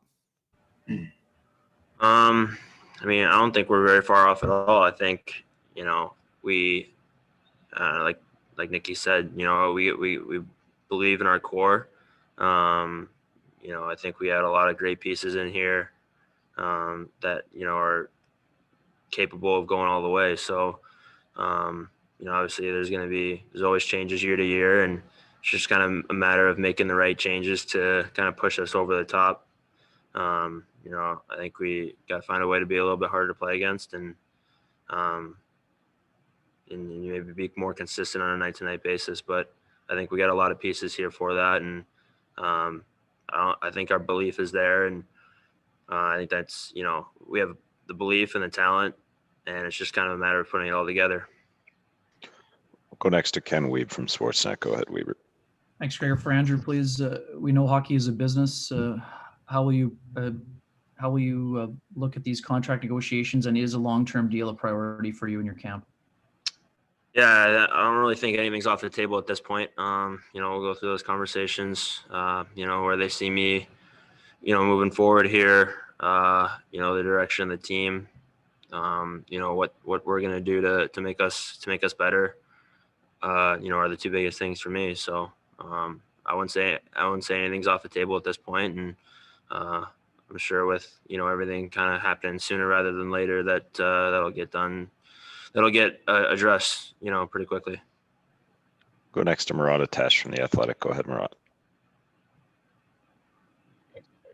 Also for Andrew, I remember after your arbitration 2 years ago, you kind of said it wasn't fun, but rest assured you're not going to be gone right away like it happens with some arbitration guys. And here you are. I'm wondering what your perspective is reflecting back on the 2 years that's been since that time. Yeah, I mean, looking back, you want to be as much of a priority as possible, right? So like you want to be important to the, not only, on the ice and to the team and everything like that, but off the ice, in the room, leadership, all that stuff. And I feel like over the last 2 years I've, really taken steps from where I was. So, I at the time, I guess, where we were with contracts, and, Casey and Patty were still unsigned, and, we still had Buff, and there's, it was a tight cap. So, I can understand, looking back on from their perspective and my own, I wouldn't change a thing. So, I'm happy with my development over the course of the last 2 years. And I think that I still have levels to get to. So, I don't think 2 years ago was going to impact, the contract situation this year. All right. There you have Andrew Copp. An interesting, just final comment. I don't think 2 years ago, what he's referring to, the very contentious arbitration hearing between the player and the team. And, I think pretty much most Winnipeg Jet fans appreciate what Andrew Copp's done for this team, how important he is as a member of this team, and particularly that on Lowry line, and if needed in other spots. And Remo, you would think that would absolutely be one of the priorities for the Winnipeg Jets, because not only do they have to consider his situation in signing him, but also protecting him, presumably against the Seattle Kraken come expansion draft time. Yeah, it's funny. I was, tweeting out some of the comments yesterday from Paul Stastny and other Jets, and someone said to me, they tweeted at me, I wouldn't be surprised if all of the Jets' UFAs weren't re-signed, and that's kind of interesting. I mean, you look at who do we got? Nate Thompson, Trevor Lewis. They play in the fourth line. Perreault, Stastny, Poolman, Forbort. So, and I was like, you know what? You put it that way, I think it kind of makes sense. I mean, maybe they bring back Poolman. I think Poolman, we showed in the Edmonton series in a third pair role, he was solid. And I think Forbort could be pretty good in that role as well. But back to Andrew Copp. you have to wonder if he's kind of, priced himself out of the Jets cap structure like Brandon Tanev did, but he's an RFA. They have his rights. I don't know if they would make a trade or sign him, but that is definitely one. I mean, we're big fans of Andrew Copp here. He's came on this show. We like the way that he plays. I think he showed maybe in the playoffs that, maybe he's not a number one center, but as a number three, he had a career year and he set himself up nicely. So we'll see how that goes. Yeah, no doubt. I mean, listen, timing is everything, and he had a monster year going into, his final year of being a restricted free agent, and, the Jets will qualify him. They'll try and work something out and get a deal done going forward. But, he's certainly, and if for whatever reason he's not part of this mix next year due to a trade or whatnot, which I don't expect, you do have to figure out, who's playing that role, because he did not just do his role. He played a bunch of other roles. And and I will say this selfishly from someone on the media side of things, I don't think the only player that I would miss more in front of the microphone if he wasn't with the club is Connor Hellebuck. I mean, after Connor, Andrew Copp, the most straightforward, honest, and he's a straight shooter for the most part. He's given us a lot of the best sound we've had from any player outside of the goal crease, I think, over the course of the past few years, and I appreciate that, and I think a lot of fans do as well. Yeah, I agree with that. I always love hearing what he has to say. Him and Adam Lowry are two guys who I think I always tune in when they got to say something. They don't really give you the regular BS.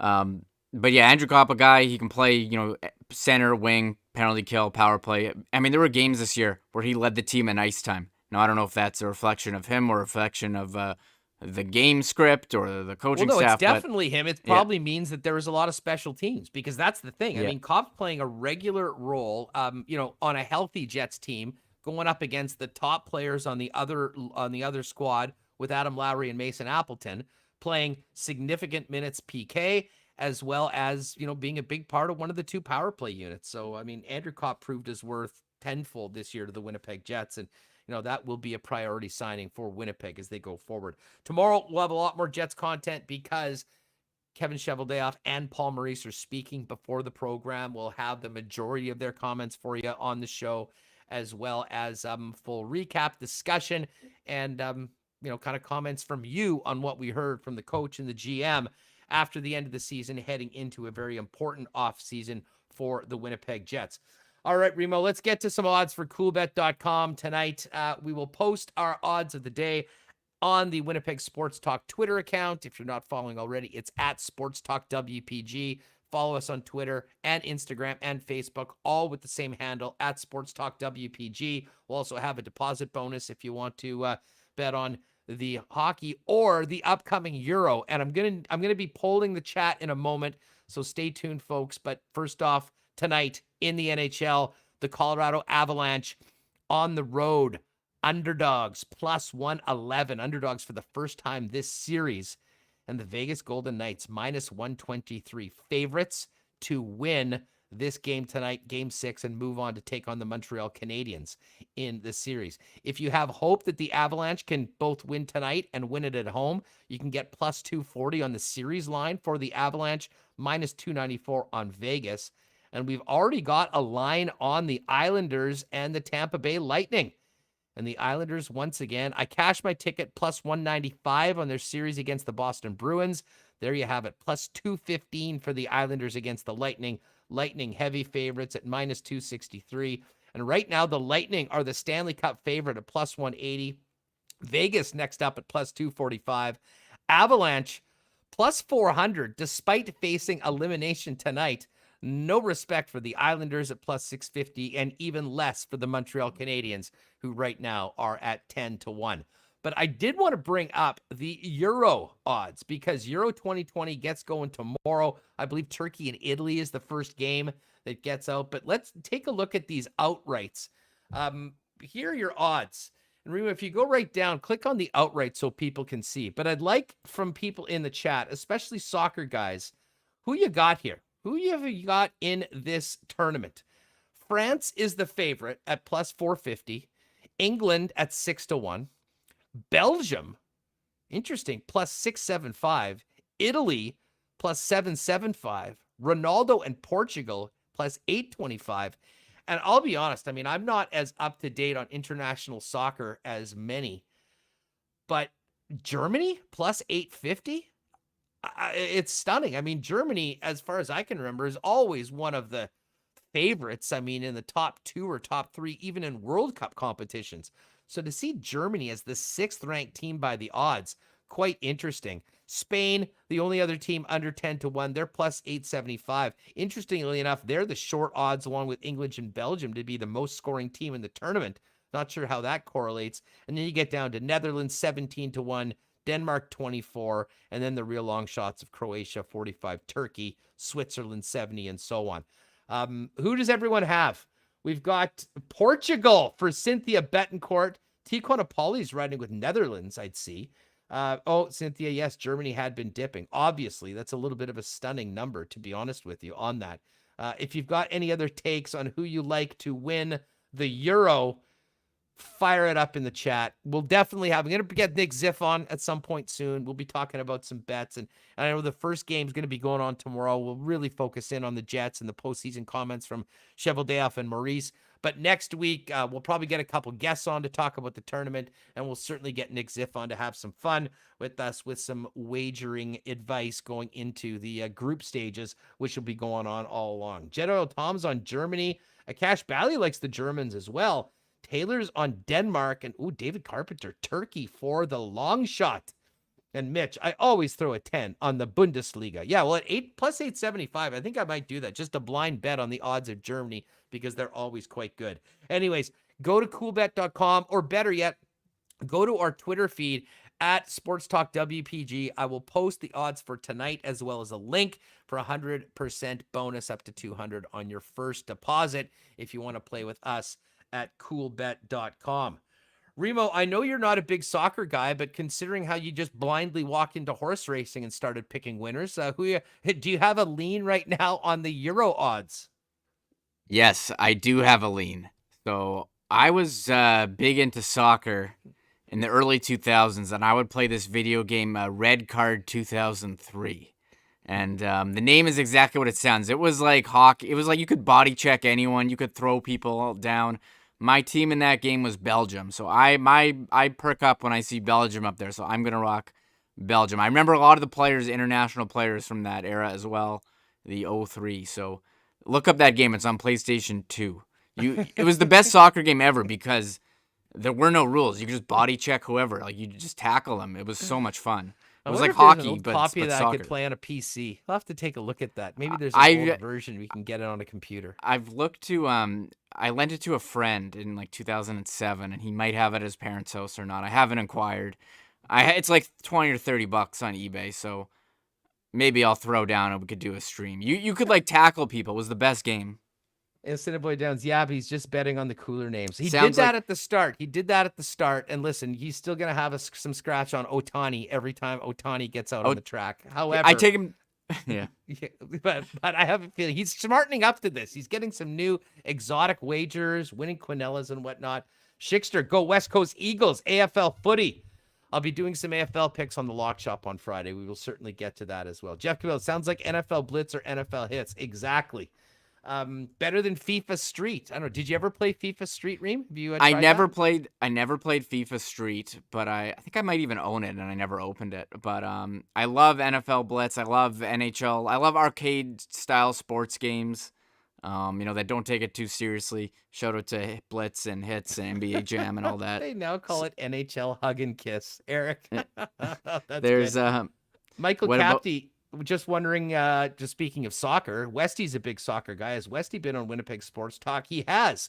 And we'll certainly have him back at some point soon. Actually, during the Euro, it would be a great time to have Troy in, especially as we hopefully have a confirmed date for the beginning of CFL season next week after the Board of Governors vote on Monday. Remo, one other thing that crossed my mind, I know we had some fun talking about the Mayweather-Logan Paul fight on the weekend and the Charizard necklace, which Feinberg and I chopped it up on his program yesterday. I just found out, Reem. Yeah. Sorry, let me just put on the Burmese necklace right here. Yeah, the Burmese. Burmese grade 10 young gun. That's right. Got to put the gold chain on. That is excellent. Over 1 million pay-per-view buys for the Mayweather-Paul fight, which means they took in more than $50 million on this event. I think Floyd pocketed 30 of it. But it will tell you, this is not a one-off. This is not a trend. I think that we are going to, like, these celebrity fights and exhibition matches and YouTubers fighting TikTokers and whatnot. This is absolutely going to be the future. I wouldn't be surprised if there's a league at some point, like UFC sort of thing, for Saturday nights, Sunday nights. And, you know, it's essentially a new league of not professionally trained fighters, but just people willing to fight that everybody knows that can make big money on it. I'm not joking about this either. Yeah, people want to see people get punched and stuff, so sure, if you want to see some washed up celeb or athlete who played 10 years ago. Kurt versus Remis right here, right now. Oh, you know, the handicappers at ASD are feeling the heat because of Remis's hot start to the duel at the Downs. Wow. I don't do every race. I don't have that kind of budget. So I've been hitting them. I guess I'm beating you. We compared our totals. I think I'm up like 200 on you. So watch out. Yeah, it is concerned. It was the hot start, but I'm coming back. Hit the Quinella last night. It was a lot of fun. Anyways, great show today. Really looking forward to tomorrow because we're going to be hearing from Coach Paul Maurice and Kevin Cheveldayoff. That will dominate the majority of the program. We'll also maybe touch on the Euro a little bit as kickoff is tomorrow, right around when we're on the air. But Maurice speaks at 11. Cheveldayoff speaks at 12. We speak at 1. We'll have all the comments from the GM and the head coach for you. We'll chop it up with, I'm sure we'll have a guest or two as well to break down sort of the official end of Jets season with final comments from the shot callers in the organization and Cheveldayoff and Maurice, and get you ready for the weekend. And maybe, just maybe, sharing one of these little brown jugs with some friends outside when we get loosened up just a little bit. Coming up at the top of the hour now, or coming up this weekend, I should say. Speaking of the top of the hour, 3:00, let's get out. There's a link in the chat right now. Go over, hang out with Kenny and Rennie. They're getting going with their show coming up in just a second. For everyone listening on the podcast, thanks so much for being with us right till the end. You give us a 5-star rating if you would, and a review would be greatly appreciated. Everyone, before you leave, hit that like button. Make sure you're subscribed. Great to have you all with us. We'll do it again tomorrow, 1:00 here on Winnipeg Sports Talk Daily. Big thanks to Policy Me, Royal Sports, Nick and Nicky DQ Group, Not Auto Corp, Little Brown Jug Brewing, Breezy Bend Country Club, Boston Pizza, Aikens Lake, Assiniboia Downs, and Coolbet.com. Folks, have a great night. We'll see you tomorrow at 1:00 for a Friday edition of Winnipeg Sports Talk with the latest from Paul Maurice and Kevin Cheveldayoff. We'll see you tomorrow. Oh, my God! Shut it down! Let's go home! Thanks for tuning in to Winnipeg Sports Talk Daily. Make sure to subscribe on YouTube and your favorite podcast feed at winnipegsportstalk.com.